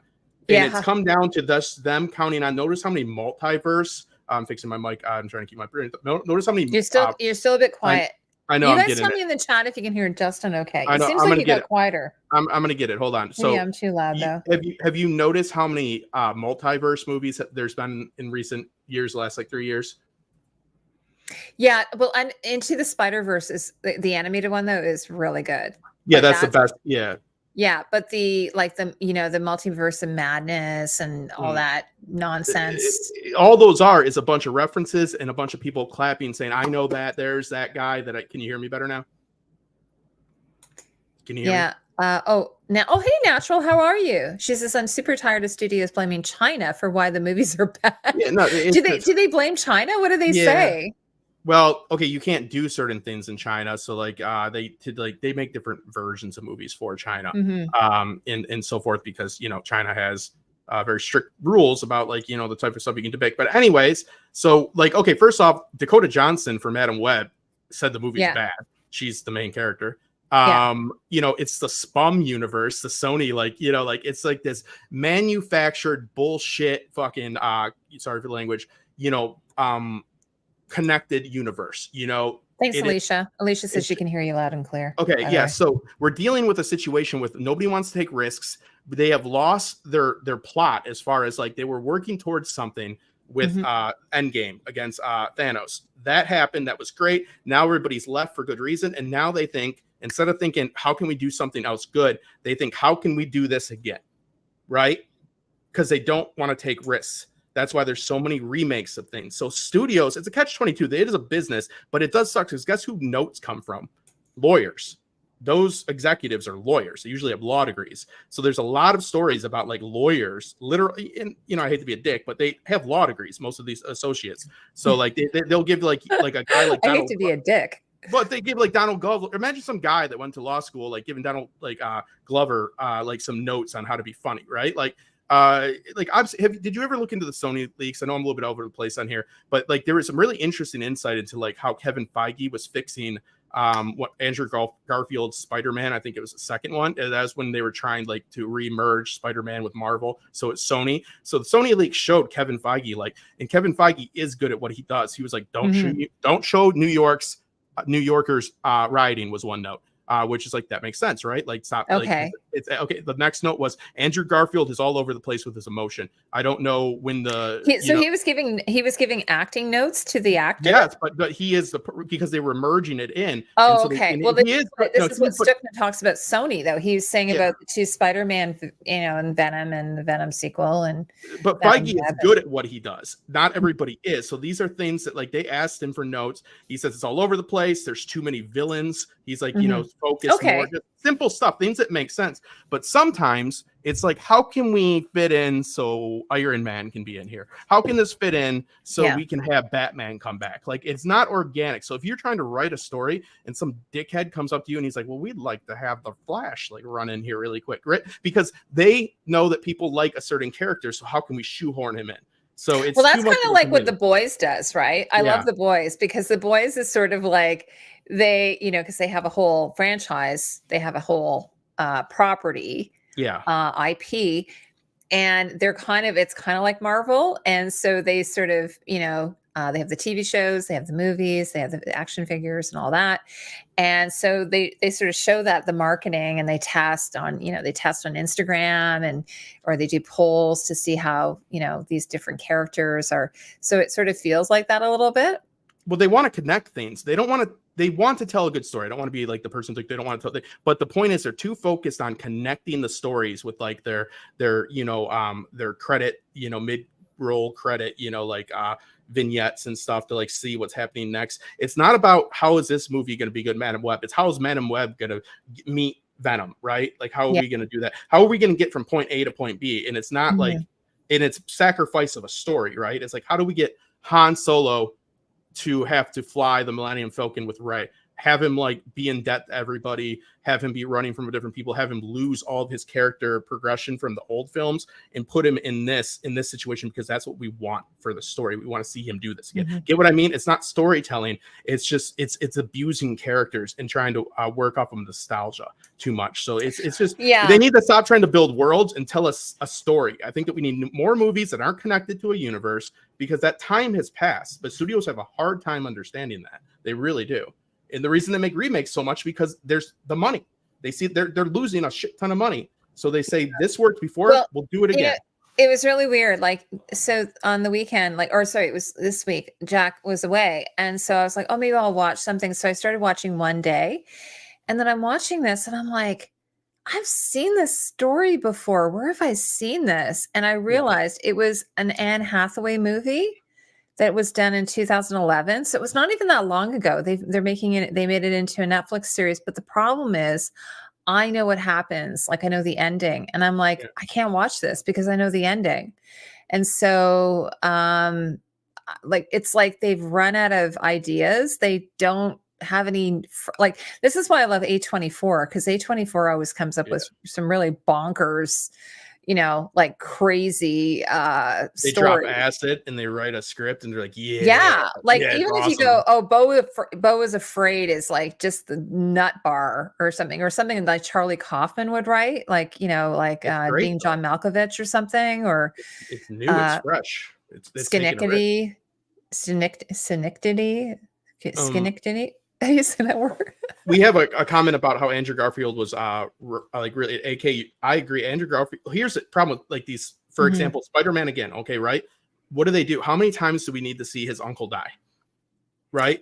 Yeah. Like they keep doing this because of the risk mitigation, and it loses them money. They're too afraid to just go with something different, right? Like, so like, and then what happens is we run into also issues when you're just building, when you're just making a movie so another movie can happen. You run into things like that. John, who was playing, his name is John. He just got he was in Marvel. He was going to play, what's his name? He was going to be the big bad. John, then he had that scandal. Hold on, let me think of it. Somebody in the chat knows what I'm talking about. He was going to be the big bad, and now they have to completely go. It was did you watch Loki?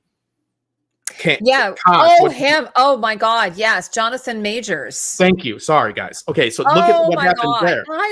I loved him. Like, I loved him, and he was so good in what's that show that we were watching, Alicia, about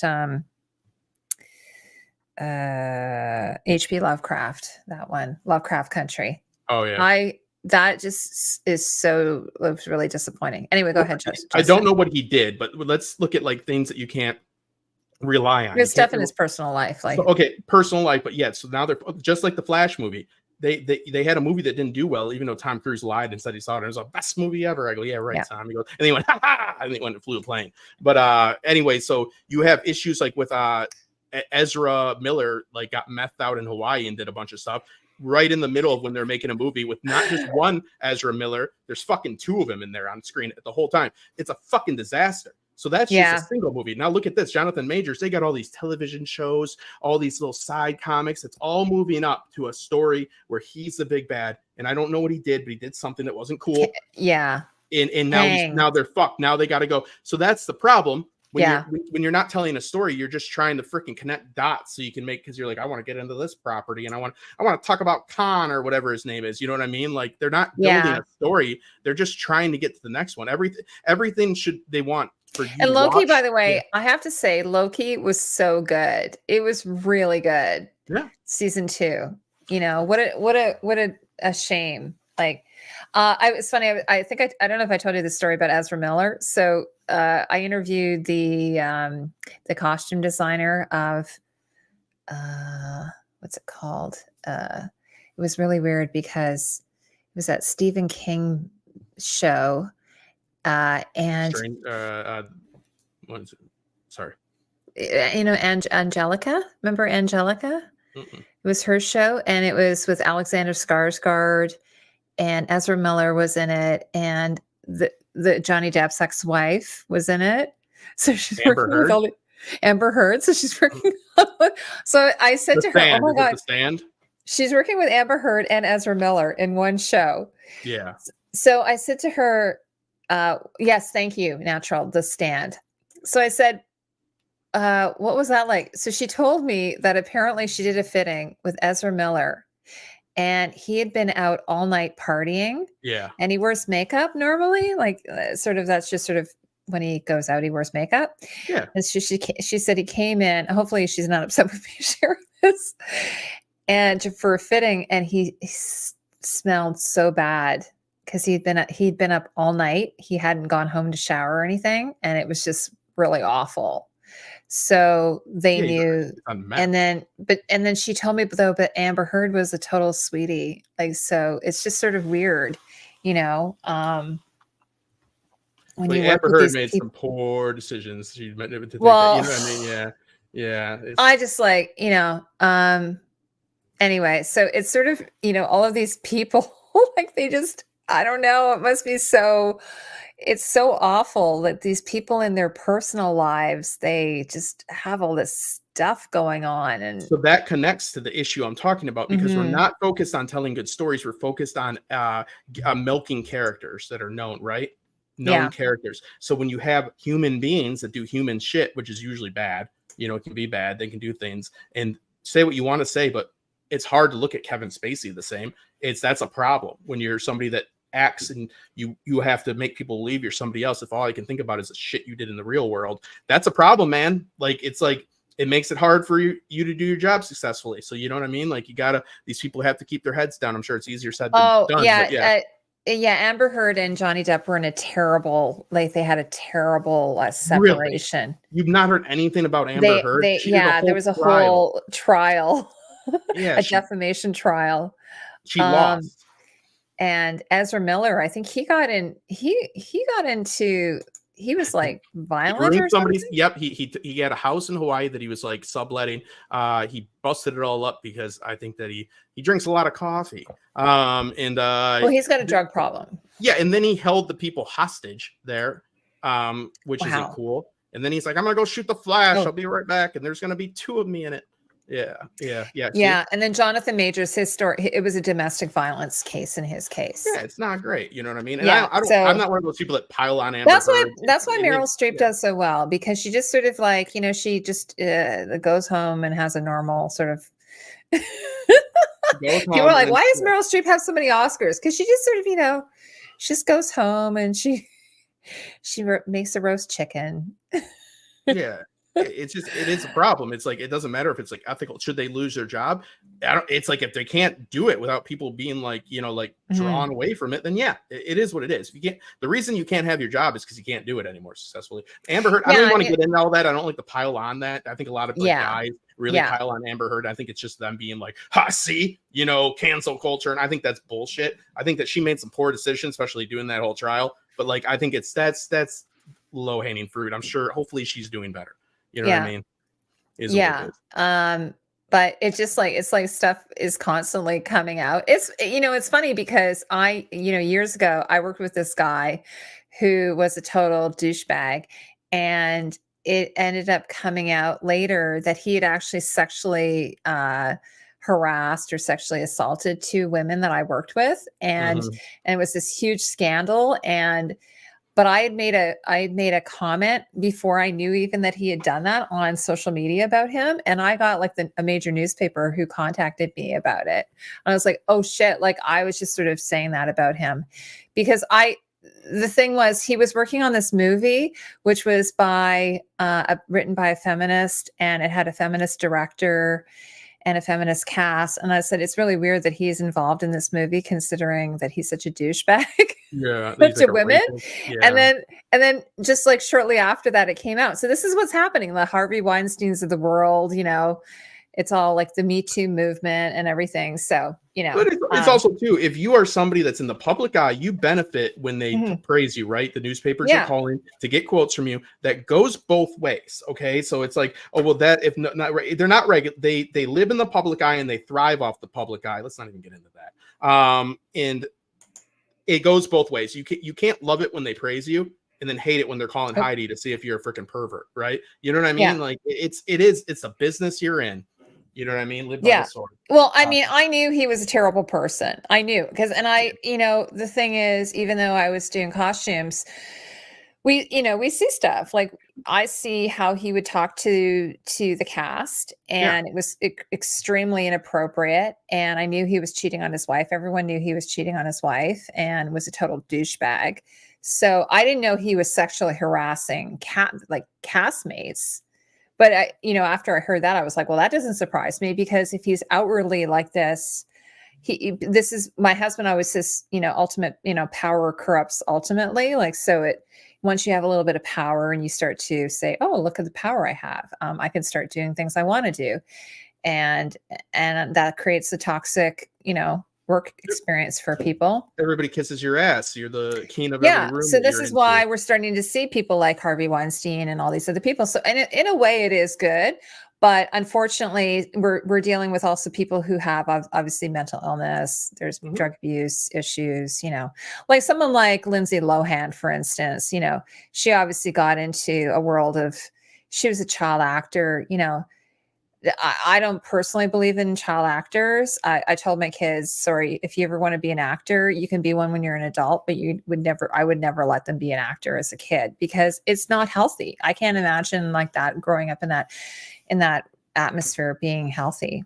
So I don't mean to take this down this road here. Yeah, no, but really quick on that point, what I think is even worse than it's the new age and it's worse is these kids that are part of streaming families, when everything they do is views. Oh, we got Cassie, a bunch of balloons today, and they, she's sitting there after school. Most of them aren't even in school. I think there needs to be laws on that shit right away, because these kids with all these streaming families, the inums and all this bullshit, these kids are traveling around Europe, not going to school. Everything they do is for views. Imagine that mental trauma that you're experiencing when you wake up and you're not, what are we going to do today for fun? What are we going to do today that like makes other people think we're having fun? And then maybe I can do something later. Like these kids it reminds me of like Mommy Dearest, Joan Crawford. Like it reminds me of that.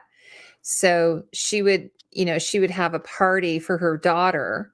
And then people would bring her presents and everything, and it would all be on the camera. And then as soon as the cameras were gone, she would take everything away from her daughter and just get rid of it. So it was all just for show. Yeah, imagine the emotions of being like when you're having a birthday party at 7 years old, and you have to think about how you react to it and what's the best way to react. You can't even be a kid. You know what I mean? It's worse than acting because they don't even call it acting. They're just sitting there and they wake up every day and it's like, what am I going to have to do? You know what I mean? It's terrible. Yeah. It's actually natural. It was funny because I always, like every Mother's Day, I always share a picture of Faye Dunaway in Mommy Dearest. And I remember like Tatiana was like, Heidi, this is like, this isn't this is not a nice mom, right? You know that? And I'm like, no, I know. It's just a joke. You're like, they're just as good as the stormtroopers and star troopers. Yeah, no. But yeah, besides the world being terrible and all these movies losing a lot of money, it'll be interesting to see what happens with movies going forth. I mean, the only movies that really made a lot of money this year, even Mission Impossible lost money, which Tom Cruise was like fail-proof before this. But did it lose money? I thought it did really well. No, it did not. No, it was the first one that didn't make back its money. Oh, the Mission Impossible. Okay. Sorry, I was thinking of Top Gun. No, I actually haven't seen that. And this is a terrible thing for me to say, and maybe I'm being ageist, but am I wrong by thinking that maybe he's just too old to be playing these roles? Well, the problem is he doesn't let himself age. You can like see it. Like he's not aging gracefully. You can see it. Yeah. He looks stressed. He looks so stressed. Like, yeah, he's Tom Cruise is a nut, but you got to admire the guy, like his work ethic, what he brings, the stories you hear about him on set, what he puts into it. He is a what do you call it? A cinephile, which isn't a bad thing. Yeah. But even in Top Gun, like there was this love scene between him and Jennifer Connelly. Yeah. And it was just weird. It just did not work at all for me. Like there was no chemistry. They probably didn't want to be, they didn't want to be nude or anything. And it just felt dumb. It didn't work. It didn't work for me. Actually, I just watched American Fiction. Has anyone seen that movie? Mm-mm. It's so good. There's actually, they do such a good job of it. So instead of having a love scene between the two of them, they just have him getting up and like getting dressed after. And I was like, you know what? That works really well. Like, because they're both middle-aged. Yeah. And maybe people don't really want to see them getting it on. I don't know. But just Tom Cruise, I would love to see Tom Cruise take on a role that is kind of like how he did in Tropic Thunder, like something just completely unconventional. I think that they are. What's that? The greenlit his character. They've been trying to make that happen. They've been trying to make that happen. That his name is like Rush Grossman or whatever. What you're talking about from Drop? They're trying to make that movie. They've been trying. Oh, they're going to do that. Oh, well, I'm just thinking I would love to see him do an age specific role where he is his age and he does something. It's like, I mean, I got some hate for this a little bit, but like for instance, Nicole Kidman in the Northman, like the casting in that to me was just ridiculous. And people were like, well, you can't say anything about, Nicole Kidman, but she was supposed to be playing somebody in her 20s. And I just thought that was just stupid. It's so weird because in Pretty Little Liars or whatever the show is called, like, is it Pretty Little Liars with? Yeah. She's married. She's married to Alexander Skarsgård in that show, right? Yeah. In this show, she was his mother. Like, I was like going, what is, I don't even know what's going on here. So at one point she's the mom. Anyway, the whole thing was just really, really, really weird for me. I think they should just, I didn't like the Norseman whatsoever, and I'm fascinated. The Northman, yeah. You didn't like it at all?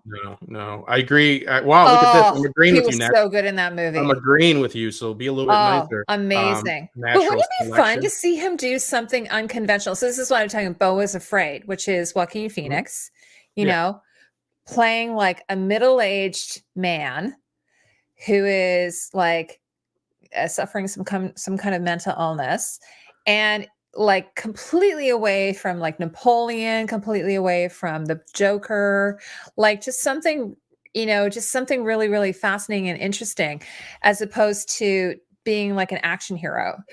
I would just like have to him see. play a recovering alcoholic, right? Well, like for instance, in Or something like that. Magnolia, he plays a like a kind of like a Tony Robbins sort of Mm, guru, right? And his insufferable. father is dying. And I think Philip Seymour Hoffman plays like the sort of his dad's caregiver, and it was just like such a different role for him. That's why I got nominated for an Oscar for that role. Whereas the stuff like, you know, like I don't know, I just don't feel like when I'm watching superhero movies, I want to see someone who, not superhero, but when I'm an action star, I want to see someone like a little bit younger. Yeah. I'm not trying to be ageist, but that's just it. No. I'm like Tom Cruise, and I think he might be just a little bit older than me. So I kind of want to watch a little bit of Beefcake sometimes, right? Yeah, and I like when Matt Damon did Born Identity. I do agree with you in that Yeah, perspective like about Matt Damon. Like collateral. imagine When Matt Damon doing Born right now. It would it be wouldn't be good. silly.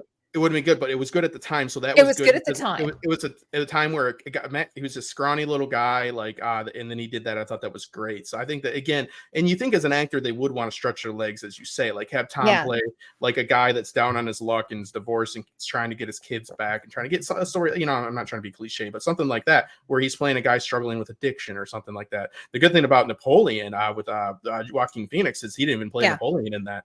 It was so fucking bad. It wasn't even Napoleon. Well, That's the worst movie I of haven't seen terrible. it. Yes, Bad Carl, it movie, is. bad movie, and also bad historically, but just bad movie as well.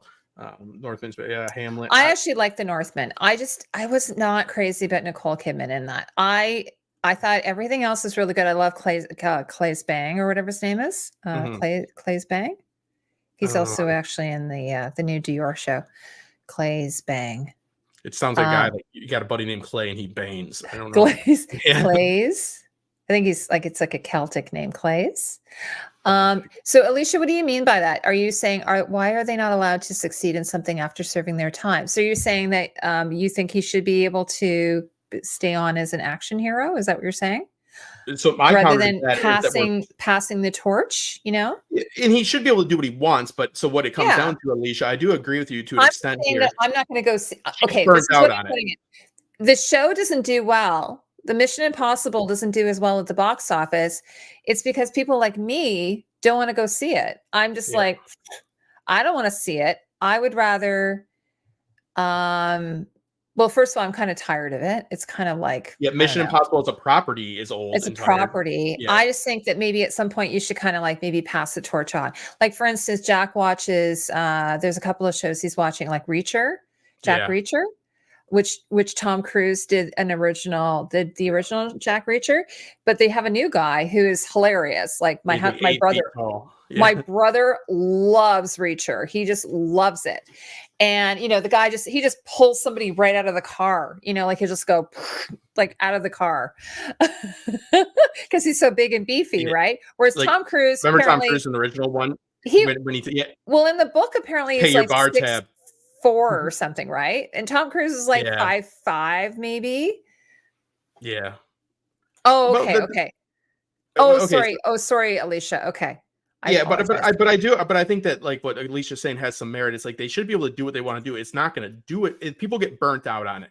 I Yeah. think is what it is, and it's like Tom Cruise is. I think it comes off whether it is or not, but we all come to our own perspective and assumptions here. I think he's trying to prove to himself he can still do it, right? Which he can, and he's a very. Yeah. I think Tom Cruise is. Okay, he doesn't talk to his daughter. That's not great, but like as far as his work ethic. That guy's an impressive man. Agree with him about his religion or whatever the fuck. I don't care. Yeah. But like he's impressive. Don't get me wrong. I love Tom Cruise. Yeah. I just don't want to see him in those roles anymore.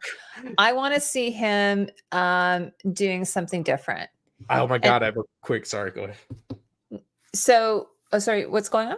I have a Tom Cruise short story about his action days when Matt Damon met him. Matt Damon met with Tom Cruise when Matt Damon was doing Born, and this is when Tom Cruise is doing that movie with Emily Blunt when they're like in robot I suits love that movie. Yeah. Day after tomorrow, or yeah, I think that's it. Yeah, so they're having dinner in London, and Matt Damon is really nervous about doing a stunt, right? And so he's like, I'll talk to Tom about it because Tom is obviously a good person to talk to. So he tells Tom that he's like, oh, I don't know about this stunt and all this. So then Tom hears him say all this stuff, and then Tom comes back to him. He goes, remember that Mission Impossible in Abu Dhabi where he runs down the building? so he starts talking about how that happened, and he says, so they didn't want me to do it. He's like, they said it was too dangerous. So Matt Damon has just explained to him that he's nervous about doing a stunt. Tom Cruise in his mind hears somebody doesn't want him to do a stunt, because all he can understand is he wants to do stunts. He goes, so the solution was, he goes, Matt Damon says, what? He goes, because he goes, the safety guy, the OSHA guy wouldn't let me do it. He goes, so what'd you do? He goes, I got a new safety guy. That's what you got to do. He totally missed the point that Matt Damon was nervous about doing it. He's talking about how to get around the safety so he could do it. Just that shows the type of guy Tom Cruise is. Like, you get what I mean? It might be not be the funniest story. I think it's pretty funny, but he's like, so I got a new safety guy. You know what I mean? No, I know. Run down a fucking building. That's insane. So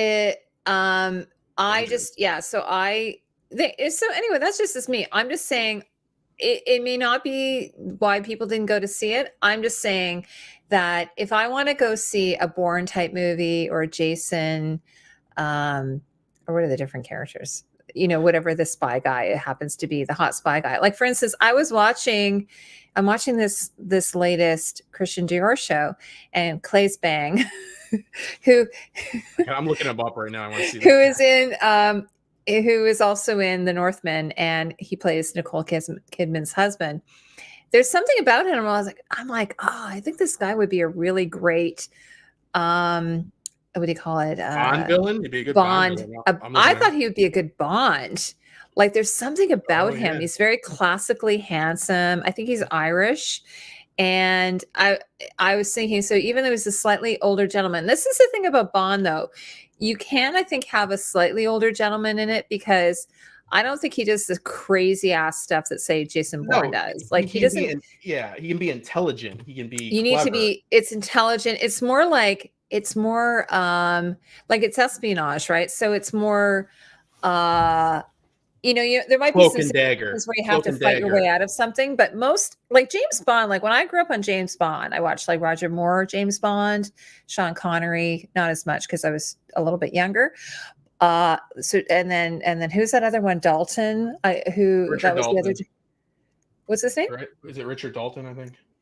Dalton, he's also in Penny Dreadful. So those guys, they never did like martial arts or any of that stuff. Yeah, they might have gone down a ski hill, to chase after the bad guy or something, but they never did any of that stuff. So you could be a slightly older, I think, Bond, but these other guys, though, you have to be really, really skilled. Like, you have to be, it's crazy ass stuff. There he is. Look at this guy. Come on. This guy is like super handsome. Yeah, he's sophisticated. It's savvy. Timothy Dalton, yes, thank you. James Bond is going to play, like poker with somebody and then poison. Yeah, or like I know Idris Elba has been floated. Idris Elba, I think it would be again because Idris Elba's not super young either, right? Like I think it could be a Bond character could be slightly. What is he, Danish? What is he? He's Danish, yeah. Oh, he's Danish. Oh, so it says Clay's. So if you think about it, Bond wasn't actually very physical until what's his name started doing it. The last one. Exactly. Whatever. Daniel Craig, yeah. The human pit bull. Let's see. He could do it. I think Bond. I think he's got a little bit of an evil look to him, but maybe he would be better as a villain. But when I'm watching him in this latest, he is so debonair, like debonair. Is what I'm sort of thinking why I thought he would be a good Bond, James Bond. Yeah, because he's sophisticated. He's sophisticated, kind of like the Remington Steele guy. Like he was very and again, like he was never like the Remington Steele guy. Sorry if I've lost his name as well. He's a British actor.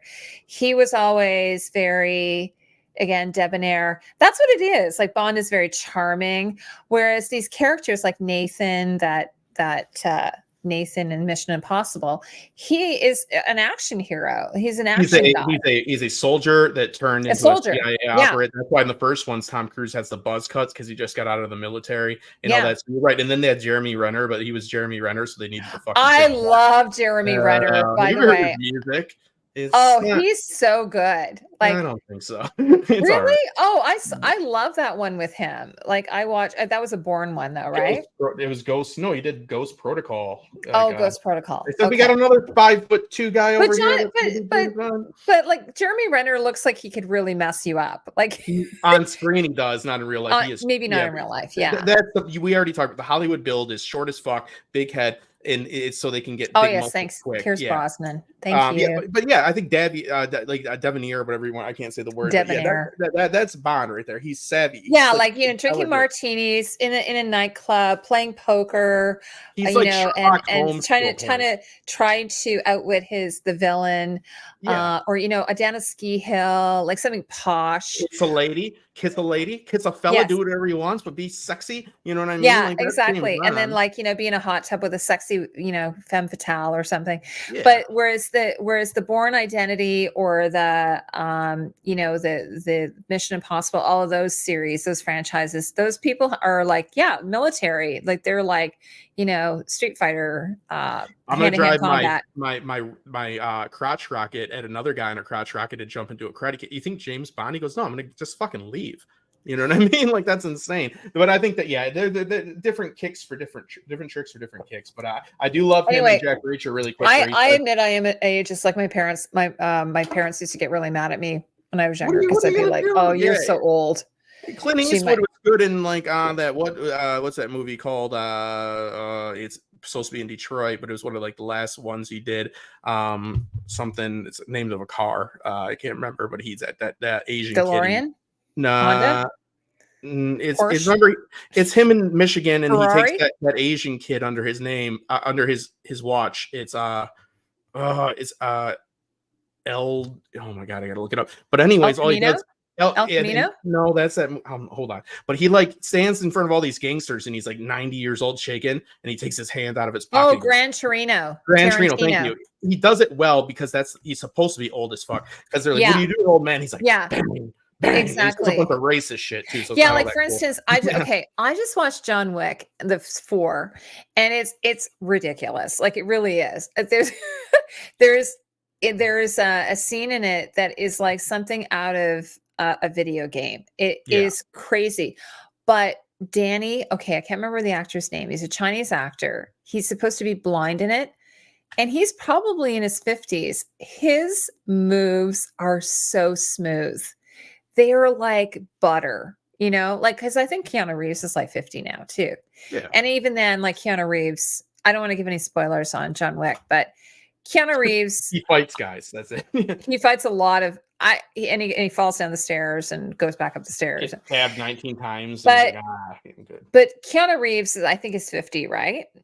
He trains. I watch him training. I would say that he probably should not be doing it anymore. Like I think he should probably,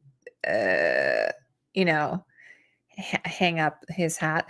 But the actor who played, I could not take my eyes off of him. The actor who played the blind character in John Wick, he was so smooth. And I think he's probably maybe in his 50s. Is this a Chad guy? I'm not sure. Let me look it up. I'll look it up here.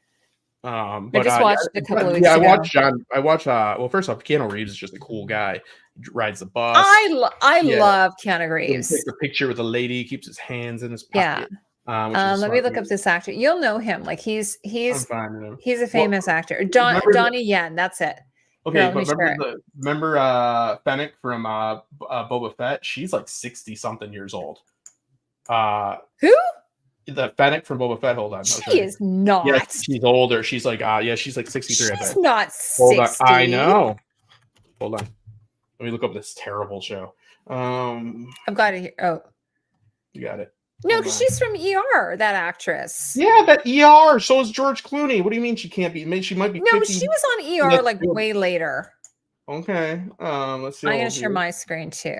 Hold on. And I'm gonna 63. Born in 1963. What? Yep. Minnan Win. I can't. You're kidding. She looks great. Oh my gosh, she looks amazing. Well, okay, here, let me add it. Okay. There you go. That's crazy. Yeah. So she's 63. So she's in her 60s. Yep. She would That be is 6. You'd nuts. be 6. She'd be 61. Yeah. Okay, so here's Don. Okay, here's Donnie Yen. Let me just add it to you guys. There he is there. So how old is he? He's 60 years old. He looks it. I mean, he looks So good, they're but the same age. Mhm. But he was so smooth, like butter. Like Mhm. I couldn't even believe it. And it actually, I hate to say this, he kind of upstaged um Keanu Reeves in the scenes they were Really. in together. But he's been doing this since he was like, a teenager, I think. Yeah, and he probably grew up like learning martial arts to do films. So Yeah, like, yeah. he's a Hong Kong actor, filmmaker, martial artist, and action director. Yeah. So, yeah. So, you can see like he is a little bit older. So in that case, I was like, okay, I'm going to reverse what I say there. But he's not carrying the movie. Yeah. Also, too, Tom Cruise from too many things. That's also a problem. Like, Yeah, it's like you've seen exactly. Tom Like he Cruise do plays. Tom Cruise shit too many times. Yeah, like exactly. We like Tom Cruise is always Tom Cruise, right? Mhm. Where He you likes can't. movies and laughing and not seeing his daughter. He likes doing movies. Poor He Tom did. Cruise. Did It's you funny. hear it? I was going through this stage where I started watching this guy who he used to be in Scientology and then he got out. Like, I Yeah. guess, and he's like, it's always a great day to not be in a cult. That's how he starts his podcast Yeah. every time he starts. So, oh, he was in Rogue One. Oh, then he played the blind guy in Rogue One too. Is he always playing? Is he actually blind? Because No. that was a guy that used the Force, but he wasn't a Jedi in Rogue One. Oh, okay. I have Yeah. to rewatch Rogue One. I watched it after watching Andor again. Yeah. And then Andor, yeah. So Andor, Yeah. I did look this up. So Andor apparently is not coming out until 2025, which Yeah, I is put it in our video and I found yeah, that out too. And it's unfortunate. God damn, I really I yeah. really wish it was. Andor is so good. It's really good. It was funny because I was when I had Ro on, I was telling him, or maybe I was on his channel, but we were talking about there's this really, really great video. I shared it on Twitter. It's this woman, she's actually from BC, and she did this video about prisons, and she used the Andor prison as an example Mhm. of why that prison is so like terrifying. And that for me, that sort of the whole Andy Serkis segment was just almost like a standalone little movie within the show. Like it was just such perfection, I think. I kept thinking about these poor guys. I'm like, these poor guys must have terrible plantar fasciitis because they have to be in their bare feet all the time, right? Isn't it resembling of THX 1138 to Yeah, that yeah, person? yeah, For people that yeah. say that That's exactly what I said. Yeah, yeah. exactly. People always shit on Andor. They say, well, they'll use two different narratives. They'll say it's so good because they didn't care about being Star Wars. In like, I think Gilroy or whatever his name is talked to a point that he It's all wasn't. because of the strike, Alicia. It's this, Yeah. it set a lot of the projects back. But here's why Andor works, because it's grounded, and when people does. die, they die too. Like Andy Yeah. Serkis is dead because he can't swim. That's what happens when you get stabbed in the stomach. And unless you're Qui-Gon Jinn, you're just fine. There's no stakes in Star Wars anymore. You know what I mean? Like it's just Well, you can step on that floor and kill yourself if you want. yeah, exactly. Like it was a realistic death at the beginning of Andor when Mhm. he got in that street fight and that guy died because he hit him in his throat. Like people Mhm. die like that. Like there's real, you feel when you're watching Andor, you're like, oh shit, something might actually happen. You know what I mean? Like, so it is what it is. I mean, the lack of Jedi or whatever, I love it. I love exploring like the Imperial. Oh, like, Alicia's going to intelligence. find that video for me, the one I was talking about, where she did an analysis of these different prisons, and it was really terrifying. And What is that like that prison where everybody can always see you? It's like that experimental one. Prison. It's a particular shape. Like they've created this type of shape of prison. Yeah, And that's what I'm talking but about. one of the things that she said that was a little bit off, that if she was designing the prison, when they're I think they're on a treadmill or something, they're going down that corridor, they can look out the window and then they can sign to other people. Yeah. She said that's one thing that they, normally you wouldn't have, but obviously they had it as a plot point so that they could sign with each other and find out what's going on, right? Else Andor, he'd still be in there. He'd still be in there. Yeah. Yeah. Let's see. Is it the Gupenhagen? There's a psychologist made prison. Oh, these guys are having a side conversation. Okay, hope everybody's getting along okay. Yes, Dami Lee, that's it. Yes, she's amazing. She's very smart. Yeah, it's called this. Here it is, really quick, and then let's talk about the bear because people asked us. Talk about. I've just stopped. Am I sharing my screen still? What the fuck? Share screen. No, I think you stopped. Yeah. Okay. Let's see. Yeah, here it is. Okay, it's the video is called the most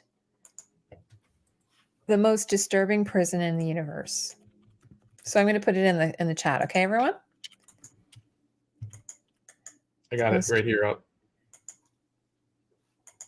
Sorry, I have the hiccups a bit now. Oh, there you have it. There's a lot of messed up prisons around. Yeah, she's amazing. My husband loves her channel. Like he watches her all the time, Dami. Oh, look at this. Yeah. Yeah, so I just put the link in the chat. That's what I'm talking about. This is the one I'm talking about. It's got. Oh, is it? Yes, this is one where they can always you don't know they can. The guard can see you. Only one guard, but he can see everybody. Like so, you don't know. The idea is like you don't know if you're being watched or not. So it keeps you on your like P's and Q's. So. Of it. Oh, poor Keanu. You know what? I think Keanu is good as long as you sort of keep him reined in a little bit. Like, you know, as long as like, for instance, in The Matrix 1, I was like, that was the perfect movie for him because the way they wrote it and they kind of like reined him in and they didn't give him a lot of dialogue. And that's why I think it was great for him. Whereas if you put him in a Shakespearean movie, like Twelfth Night or wherever that one he was in, it was just terrible. Yeah, he's just going to completely bomb. He's such an admirable guy. He's got his. I just watched a video that had like love, sweetest person ever, apparently, with his wife, and he's sitting there like acting cute. I'm like, he's such a good guy. Like, I mean, I'd like to believe that's how he always is, and I think he is. Yeah. Okay. So the bear is something that people did suggest. I just binged this. I grew up working in restaurants. I was a waiter even as long ago. After I stopped being a DJ, I went back to waiting tables for a little bit. And I've been in a lot of kitchens and a lot of crazy shit happens. I was always front of the house, but like literally I got in a fight with a guy from the back of the house, a fist fight at one point. Like it's a crazy world that is very interesting. And there is like a family side to it that I think that they capture that. I have nightmares. My nightmares are two nightmares. Either for some reason I like failing high school, which I didn't even do. But in my dreams, I'm always like a credit short. And then there's me as a DJ, and I always have that dream too, Justin. That's a normal. I think that's like an anxiety dream. Yeah, and I can't get the next song on, or I'm waiting tables, and I didn't go and greet a table. So like those are my dreams, the reoccurring dreams I have. So I have the best waitress dream. I have this dream. It's a little bit like it reminds me of what's it called? There's a movie with Goldie Hawn where she's in the army. And anyway, I'm working in a restaurant and it's breakfast and it's really, really busy. And I am like losing my shit. And so like, I've got like the coffee maker is like the coffee's being made, but the coffee's overflowing out of the coffee pot. Like the customers are all yelling at me. And I just go, fuck it. And I like go to the door and I walk out the door. And even though it's breakfast, it's dark outside, but it's snowing and it's really, really calm and beautiful out. And I just walk down the street and I just leave the restaurant. You're like, I'm not going to deal with it. Fuck you, assholes. That makes sense. I like that. And I love it. It's one of my favorite dreams I've ever had. I hate to be the people in your dream that aren't getting their food, but they're not getting their breakfast. That's somebody else's nightmare. And it is weird that it's dark outside. But anyway, there's a movie with Goldie Hawn where she does that. She just walks out. She walks out on a wedding or something.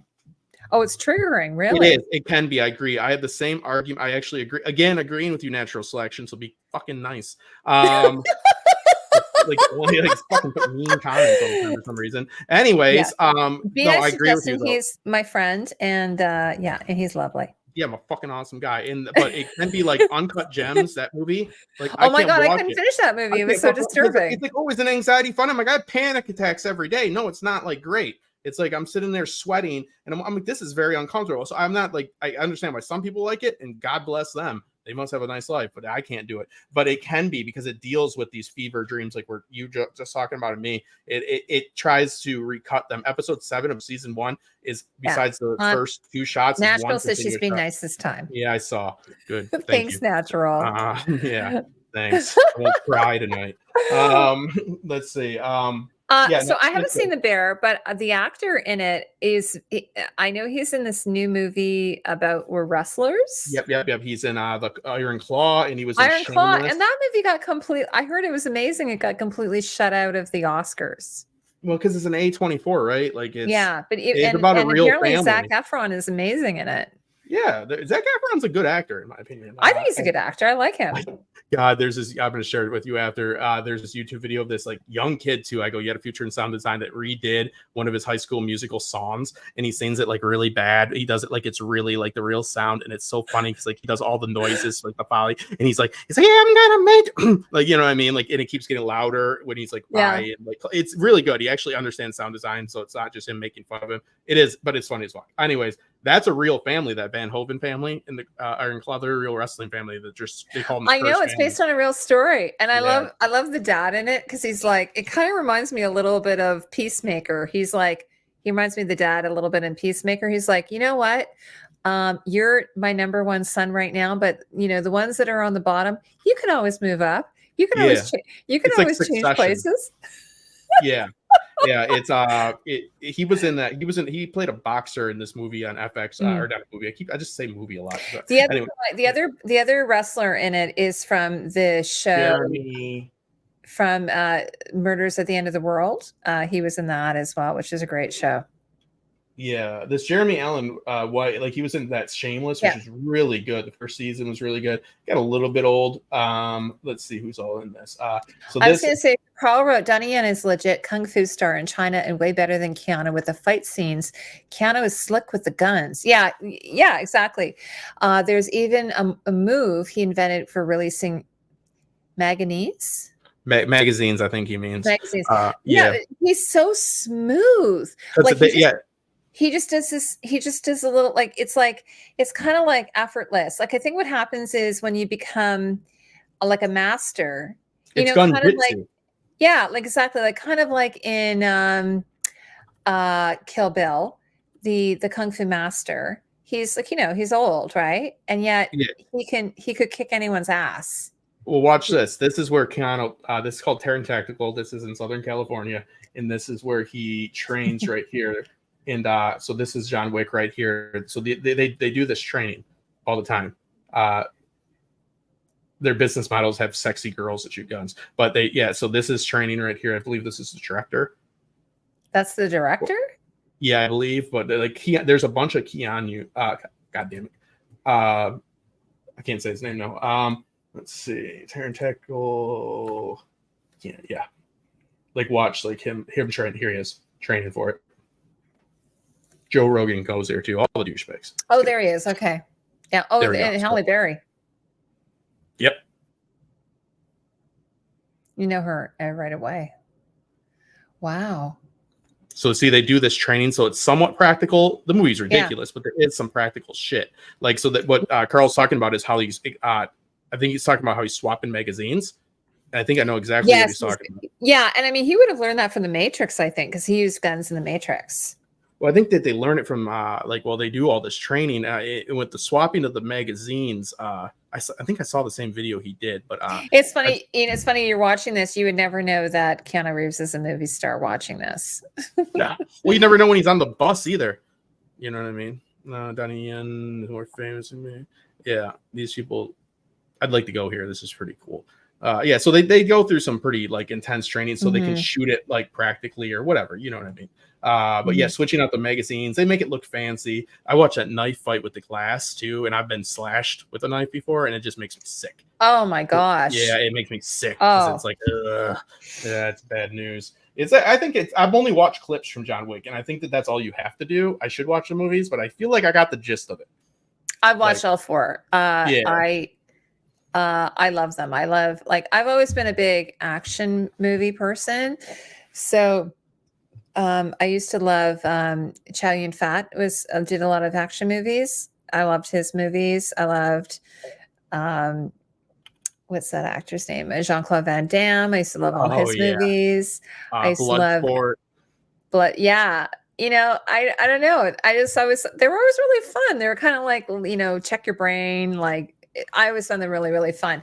And they're visually, the John Wick ones are really visually beautiful too. They are.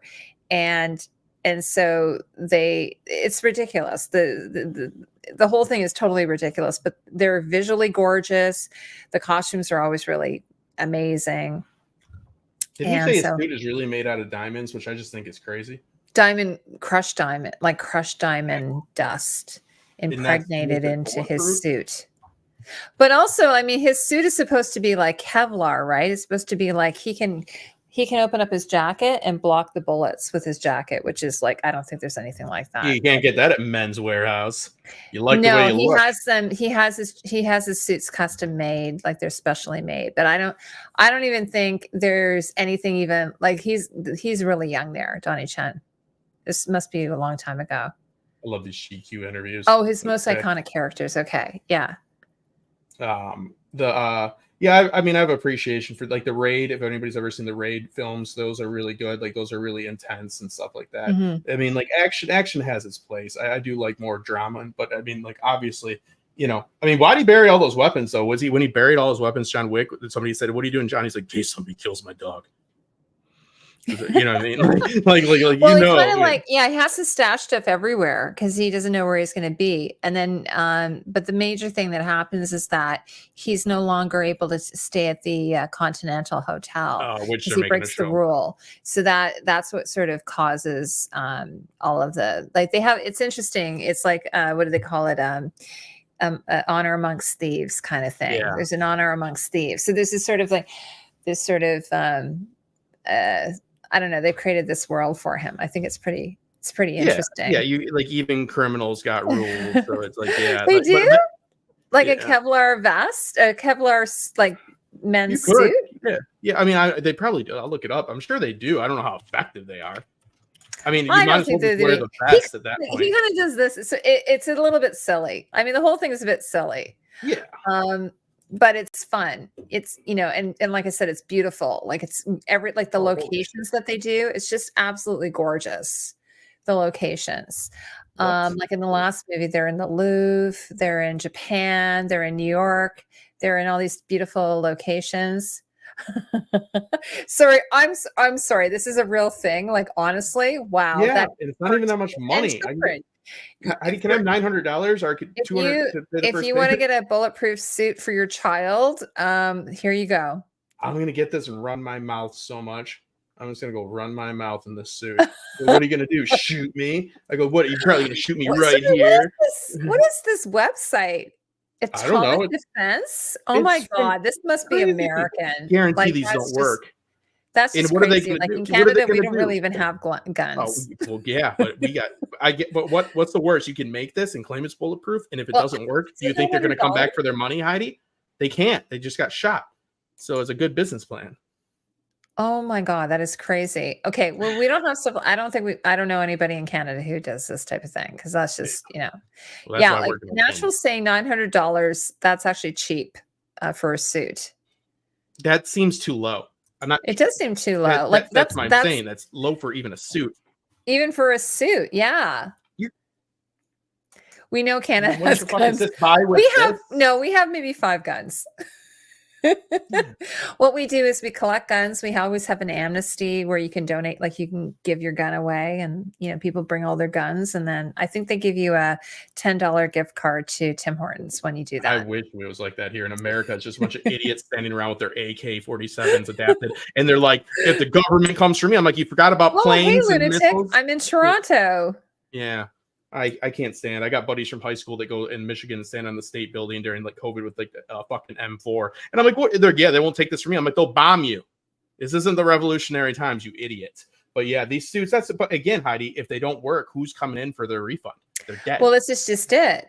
Yeah. What did I watch? What did I watch recently? Oh, I think it was it RoboCop? It was something where someone was getting shot and he was in really bad shape. And my son said, well, what's happening there? And I'm like, well, he has a bulletproof vest on, but it still is really painful. Like it will It'll break still, your sternum. It'll break your yeah, ribs. Yeah. it can like, I don't know, like it may save your life, but it'll It cause it'll hurts. fuck you You're up. getting all of the blunt force trauma. It's Yeah. just not the penetration. So it's going to break your ribs. It's going to fuck your Yeah. back up. Did you see that cop that got hit by the acorn that unloaded his whole clip and then I had saw something like that on social media. yeah, that was So really bad. did he get hit in the head by it? No, nope. Just the car hit it. He unloaded. He rolled around. Then he said he got shot. There's video of it, and it's like, my God, he was in the special forces, never saw action, and he resigned. Oh he my should God. go to jail. He emptied a whole clip. Hey, Lunatic, that's very cool. Well, Lunatic, we were talking about Vancouver earlier because Shogun was shot in BC, so that's very cool. Yeah, Iwo Jima, Vancouver, same thing. Yeah, and I think don't they call that Hollywood? Something like I think they did plant some trees or something after Shogun was finished rapping that are going to die horribly in your horrid winterland. Chinese, yeah, they planted some cherry blossoms or something like that there. That's what I think. We have actually, I'm actually in Scarborough, and we have we have a park where they planted cherry blossoms. So they, people go to the park. So in where I live, they have like this massive park called High Park. And that's where all the big cherry blossoms are. Apparently they were donated by Japan. Maybe it's like the sister city of Japan to Toronto.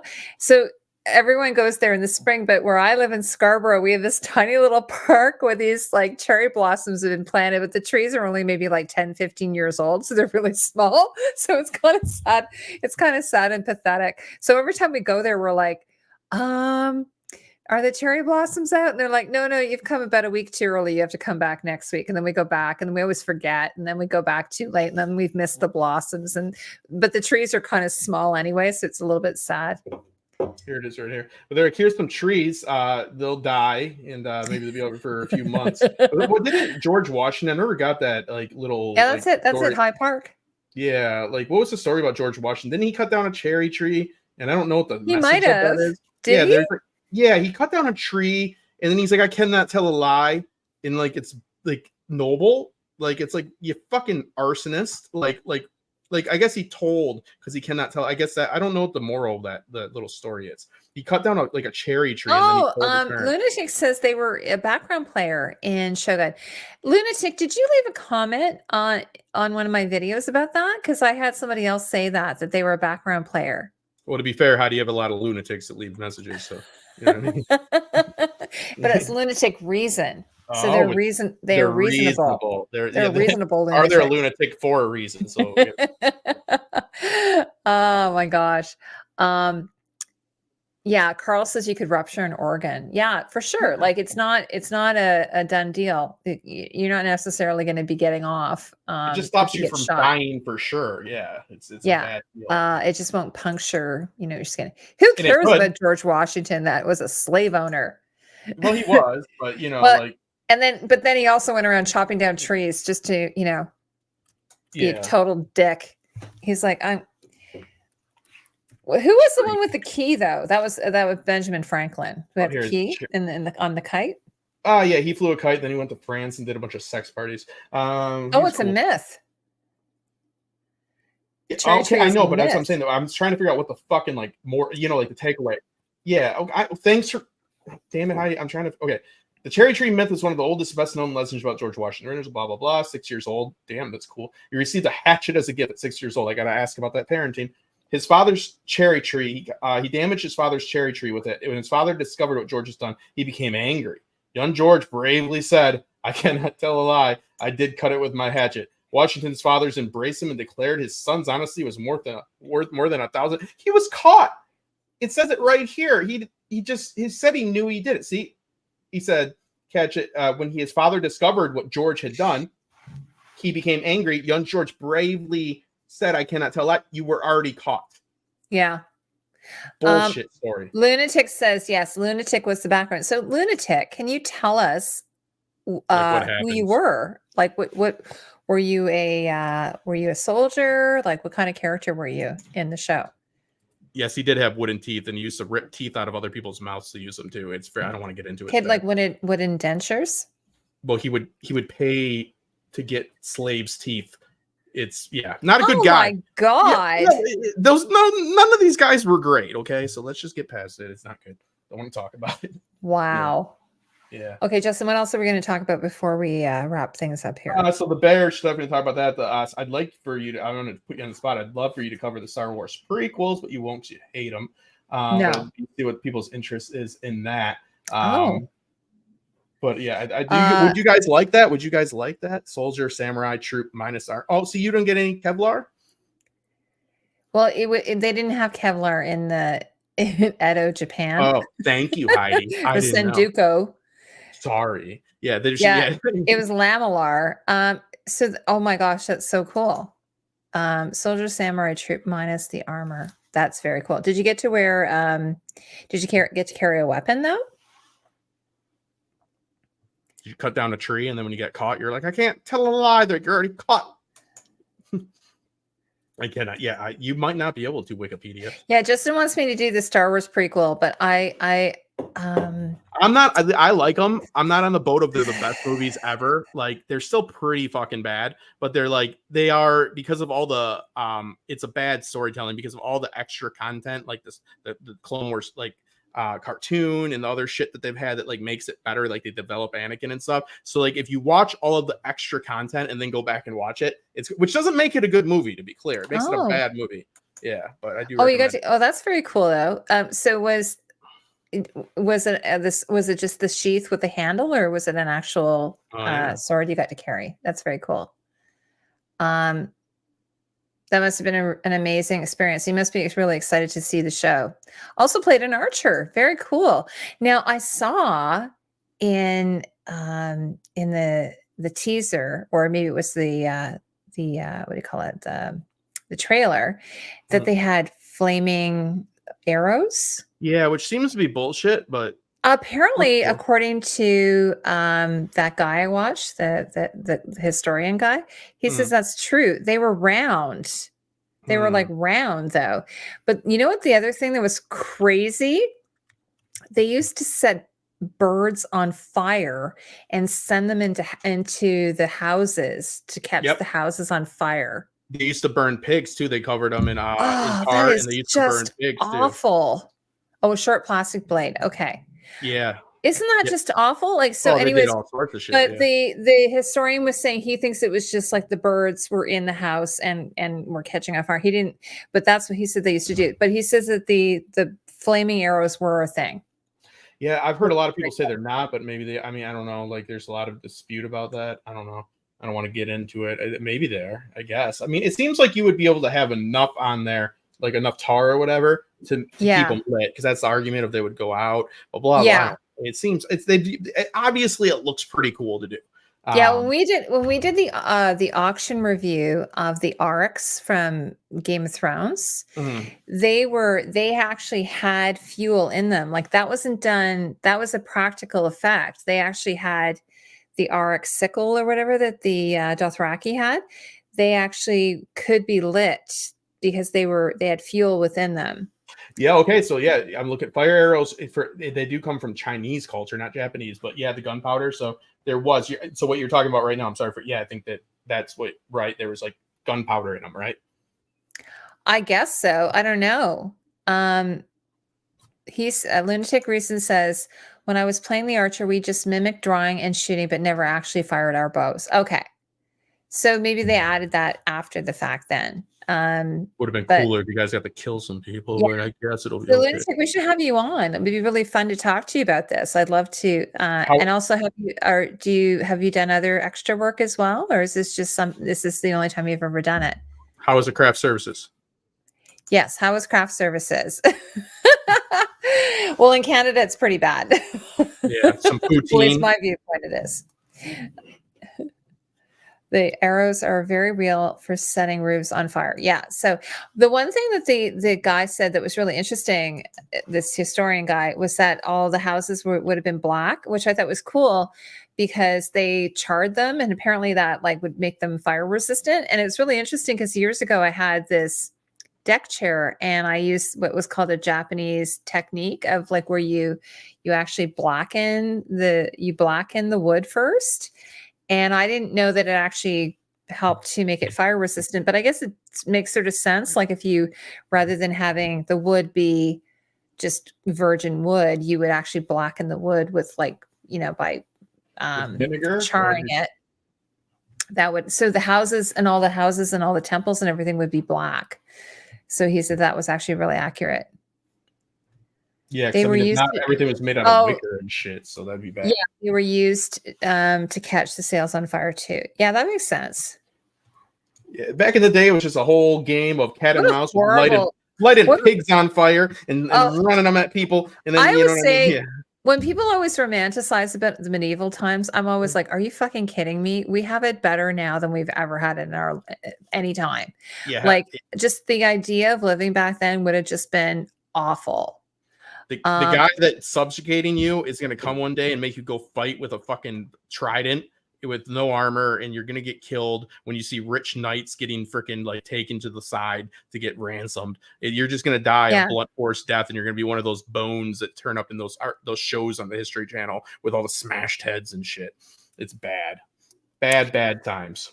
Yeah, if you didn't die from just, I don't know, drinking water, dysentery or something. Yeah, pooping too much. Yeah. Oh, hey, Lean says false teeth, pretty morbid, but Cloud Atlas has a scene where Tom Hanks' character was scouring the beach for teeth. The beach for teeth. I have to rewatch Cloud Atlas. I really like that movie, but it's been a long time. People are talking about the teeth earlier, wooden teeth and all that. That was because that was the worst time. They had sugar. Sugar wasn't always around, so the teeth were like, they'd clean teeth with like blubber and stuff before, and they had different like things. But like when sugar, the New World came, America, and they got sugar, everybody went to shit, man. Like it was bad. Imagine that. Shadiversity, I love him. Yeah. It's called torification. Torification. There you go. Torification. I'm gonna blacken all the shit at my house, and people are like, "What are you doing? Am I torifying it all, you idiots? No fire arrows." Really, yeah. Anyway, I think I'm gonna have to wrap up, guys, because I'm getting a little bit drunk. But Justin, is there anything else that you want to add before we wrap up tonight? Yeah, I'm doing a GoFundMe to get this fucking bulletproof suit. And so Justin's gonna start a GoFundMe. What is it, $900 to get that suit? Yeah, but I might want two. So like, I wonder what it looks like though. It looks good. It's too natural. I'm an alcoholic. Thanks for calling me out on it. Yeah, she's great. Love her. That's fucking natural selection. She's been nice. This is my only entertainment. I have nothing else to do. Yeah, this is just like out, we're having a talk. We're having a talk. Okay. Yes. So Sugi Ban. Okay. Yes. Show Sugi Ban.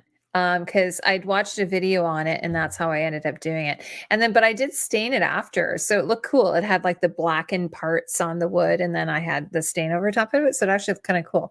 Yeah. They make it for whiskey. I'm going to make a YouTube video where you put like cow dung on your chair and I'm going to say it makes it do something good. So some idiot just like does it. And they're like, I watched the video. I'm like, yeah. Actually, what we don't call these drunken streams. I'm going to use an Alicia term. We call it a tipsy stream. But we're more coherent. I've watched some streams where people are sober and they're way more unorganized. I mean, we're not great. It's fine. It is what it is. We're still better than a lot of people that are sober. Those are the people that you should be embarrassed about. They should be embarrassed. All right. They're like, I was sober. I'm like, that's embarrassing. There's a bunch of us BG getting together. So Lunatic says, take care. A bunch of us background are getting together. I'll swing by and tell you how it all goes. Shit. That's like code for, you call it BGs? That's cool. BG for background. Yeah, I'm a BG guy. They don't say extra anymore. That's degrading. That's like, really? Yeah, you don't say extra. You're not an extra. You're a background person. I'll tell you what's extra. Me and Natural Selection. I love you too. You guys, I think you guys might get married. Yeah. Oh yeah. I think there's a love connection there. I think she once made a comment saying like some really bad stuff about me, not because I'm not married, and it hurt my feelings. Actually, Natural Selection. Yeah. I'm just a bad boyfriend. Yeah. So like I said, I don't have anything. I have nothing else going on. Actually, I do have a family thing because tomorrow's Family Day in Canada. Oh yeah, because Canada's mandating you. I'm going to go do a family thing tomorrow. Yeah, it's an everyday family yesterday. I took my mom to Red Lobster yesterday, so that was like a family day thing. You get the biscuits? We did, and Mom and I shared she was so funny. We got raw lobster tails, and she kept saying, Heidi, like, 'cause they had them on the menu. My mom's 89. They had the rock lobster tails on the menu, and she kept going, "What are those white? What's that white thing on there?"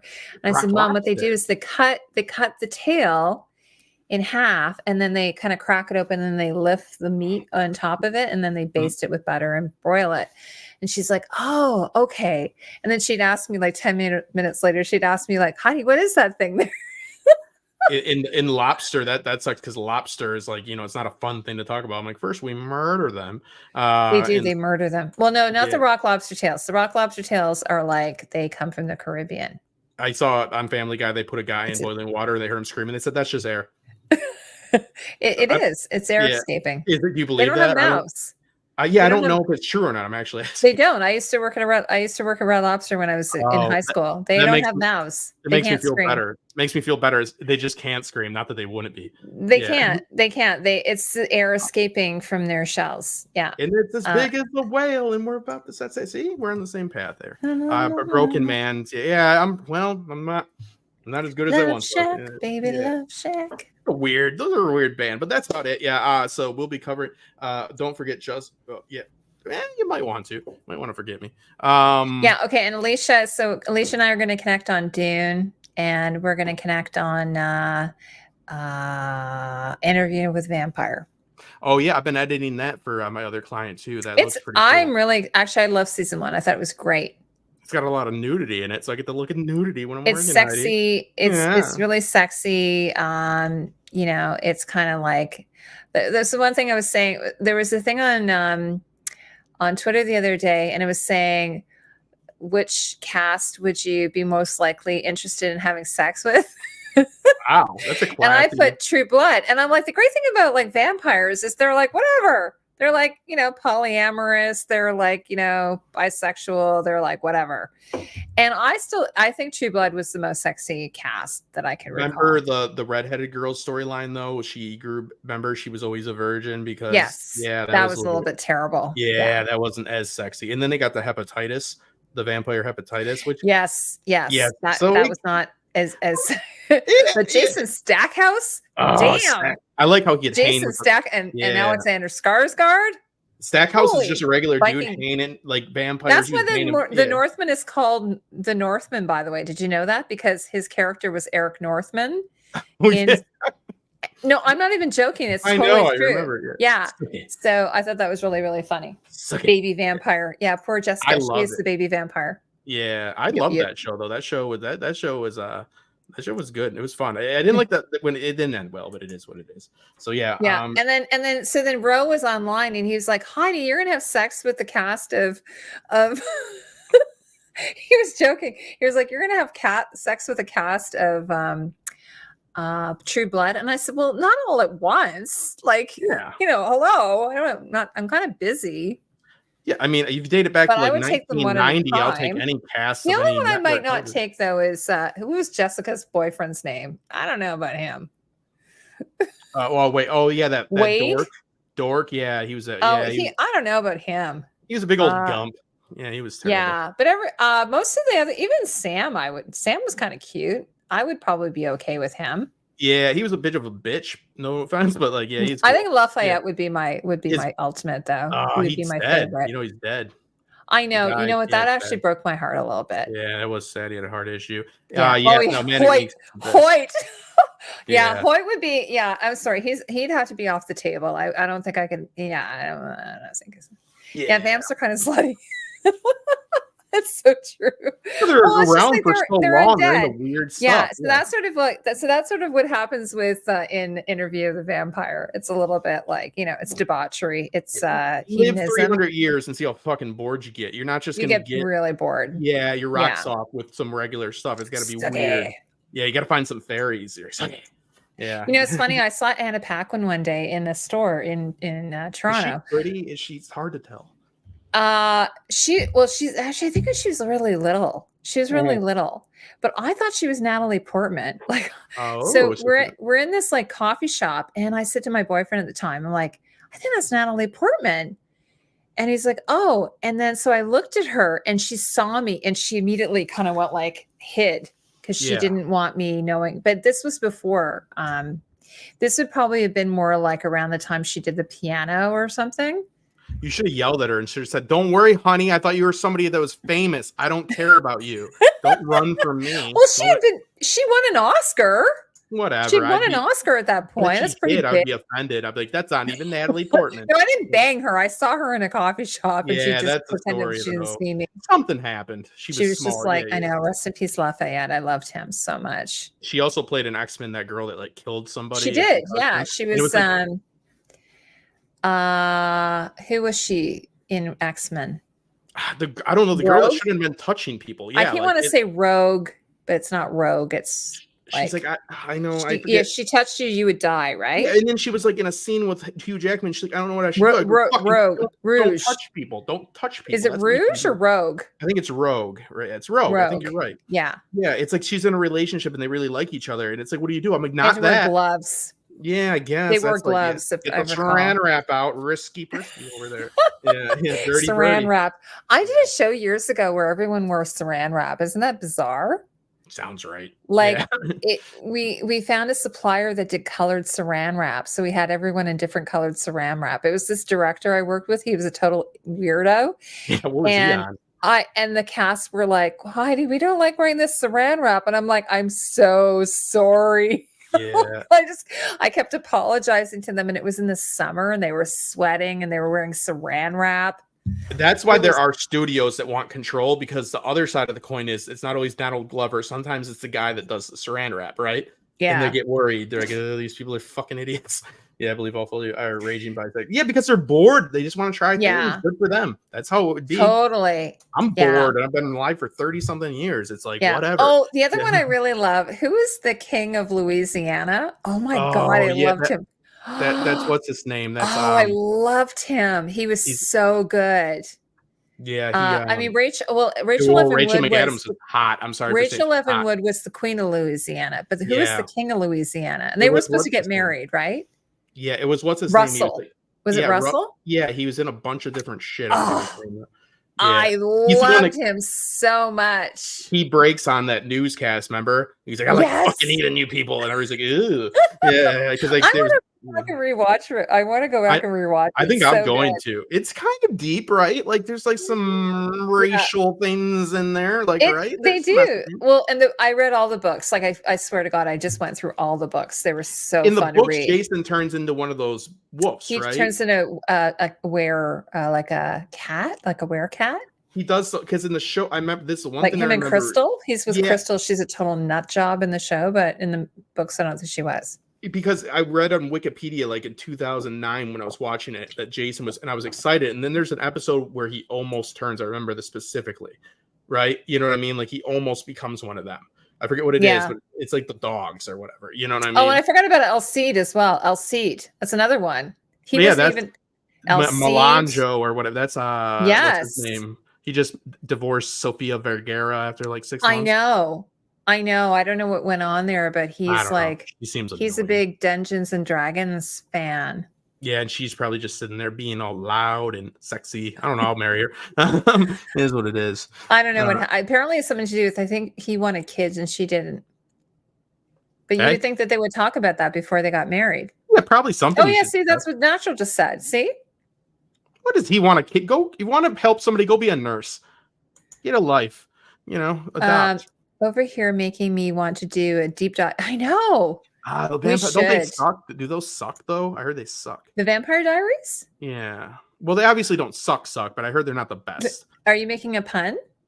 No. Yeah, I could. No. I'm being serious. I've seen a lot of like videos breaking down and kind of making, but that can happen because they're older. So are they good? Are they corny, right? They're a little bit corny, I would assume.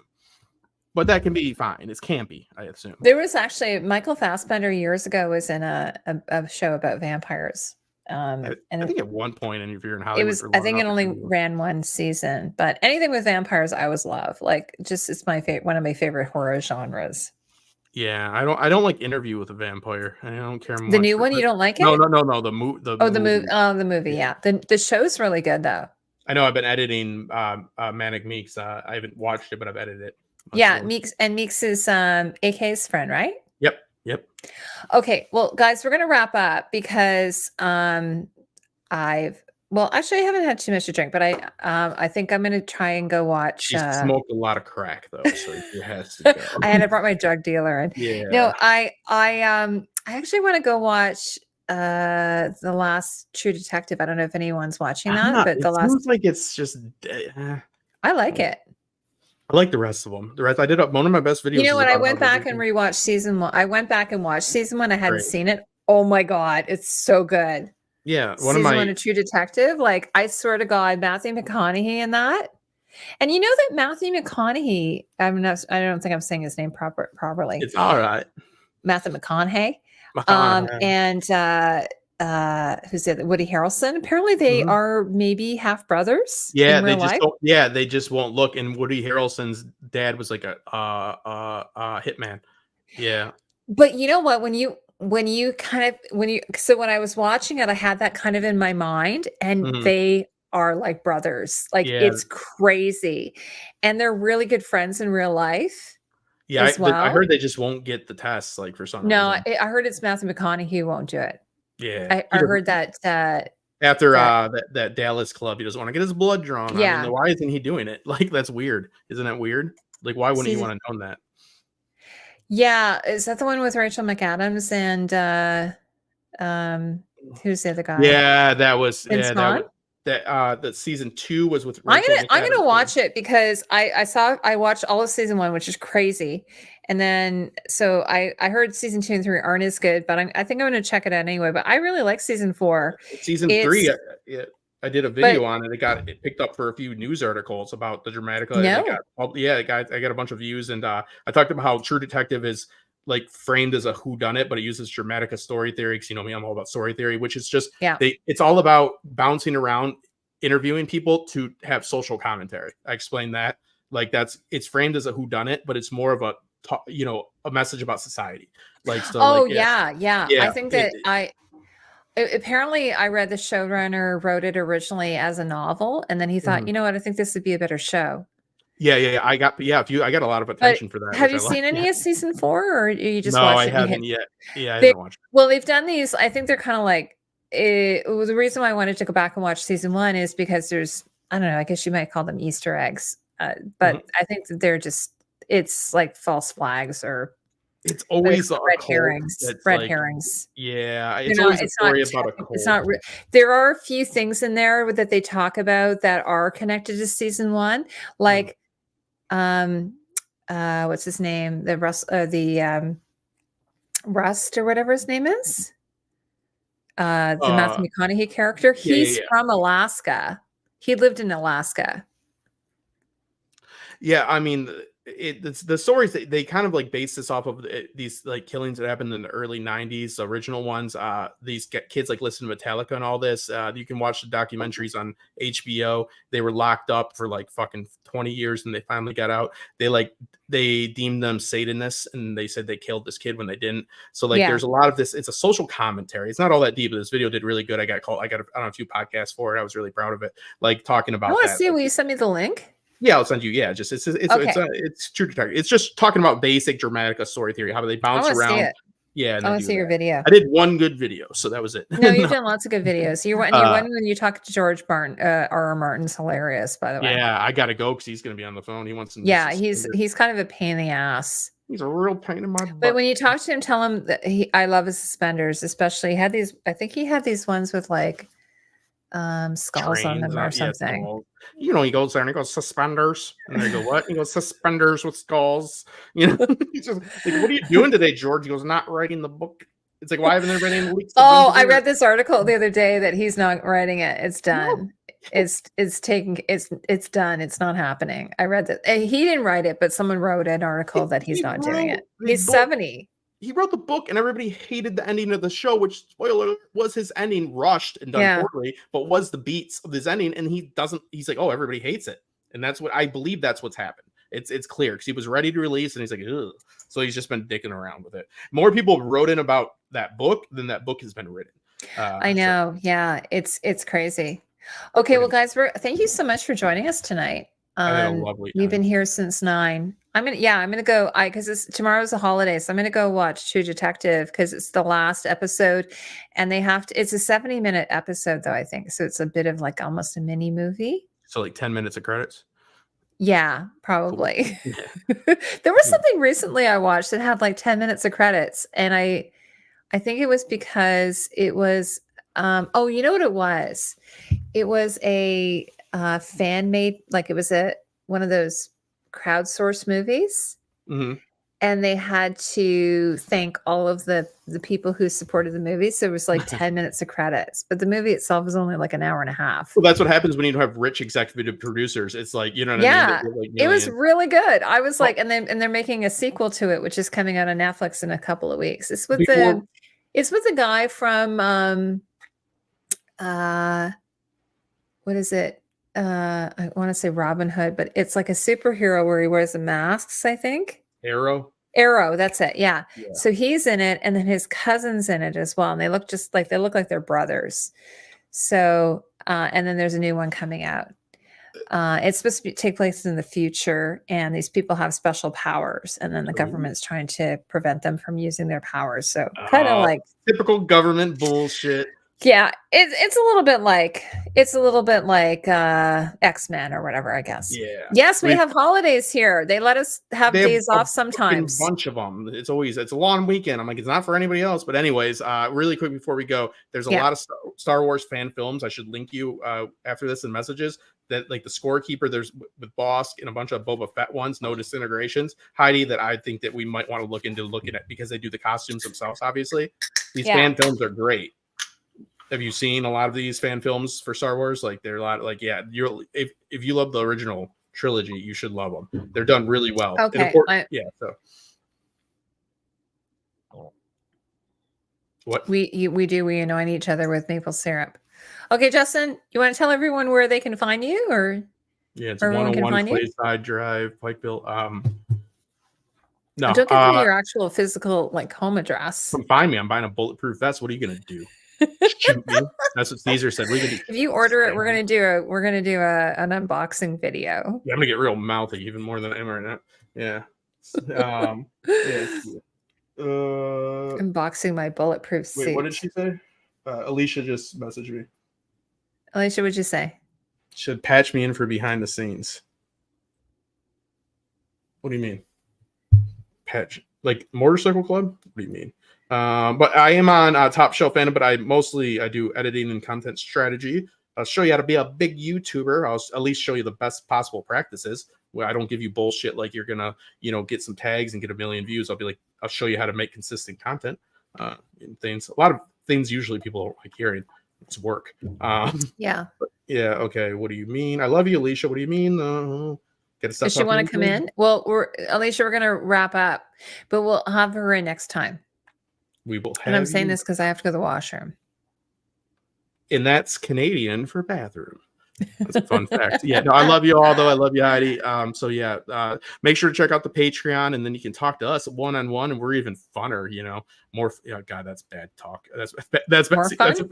I said that's bad talk. We're the funnest. Yeah, we're the man. I'm degrading. We gotta go. Yeah. Going. Okay, got to see you later. Bye. Oh, can't talk anymore. Bye bye. Okay. All right. Well, thanks, guys. Oh, and I'm doing a video. This is so weird, but I'm doing a video on.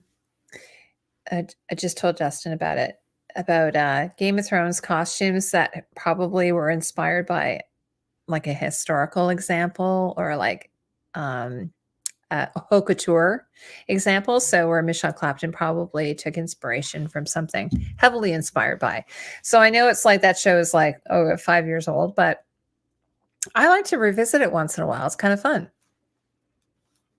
It is fun. Thanks for everybody who's in the chat and joined us tonight. It was really fun. It's a nice, Thank you, Lindsay. A nice evening to spend with everybody. A lovely evening on on Family Day Eve of all on days. Family Day Eve or President's Day Eve. Yeah. Come at me, bro. Carl, are you getting along with everybody in the chat? I hope. It's actually everybody's been good. Everybody's been good Everybody's been behavior. really nice. We have lovely viewers. Everybody's got prescribed Xanax Every recently. time it's so funny. Good. Whenever I'm interviewing somebody, or then we're like, oh, we're going to do it live.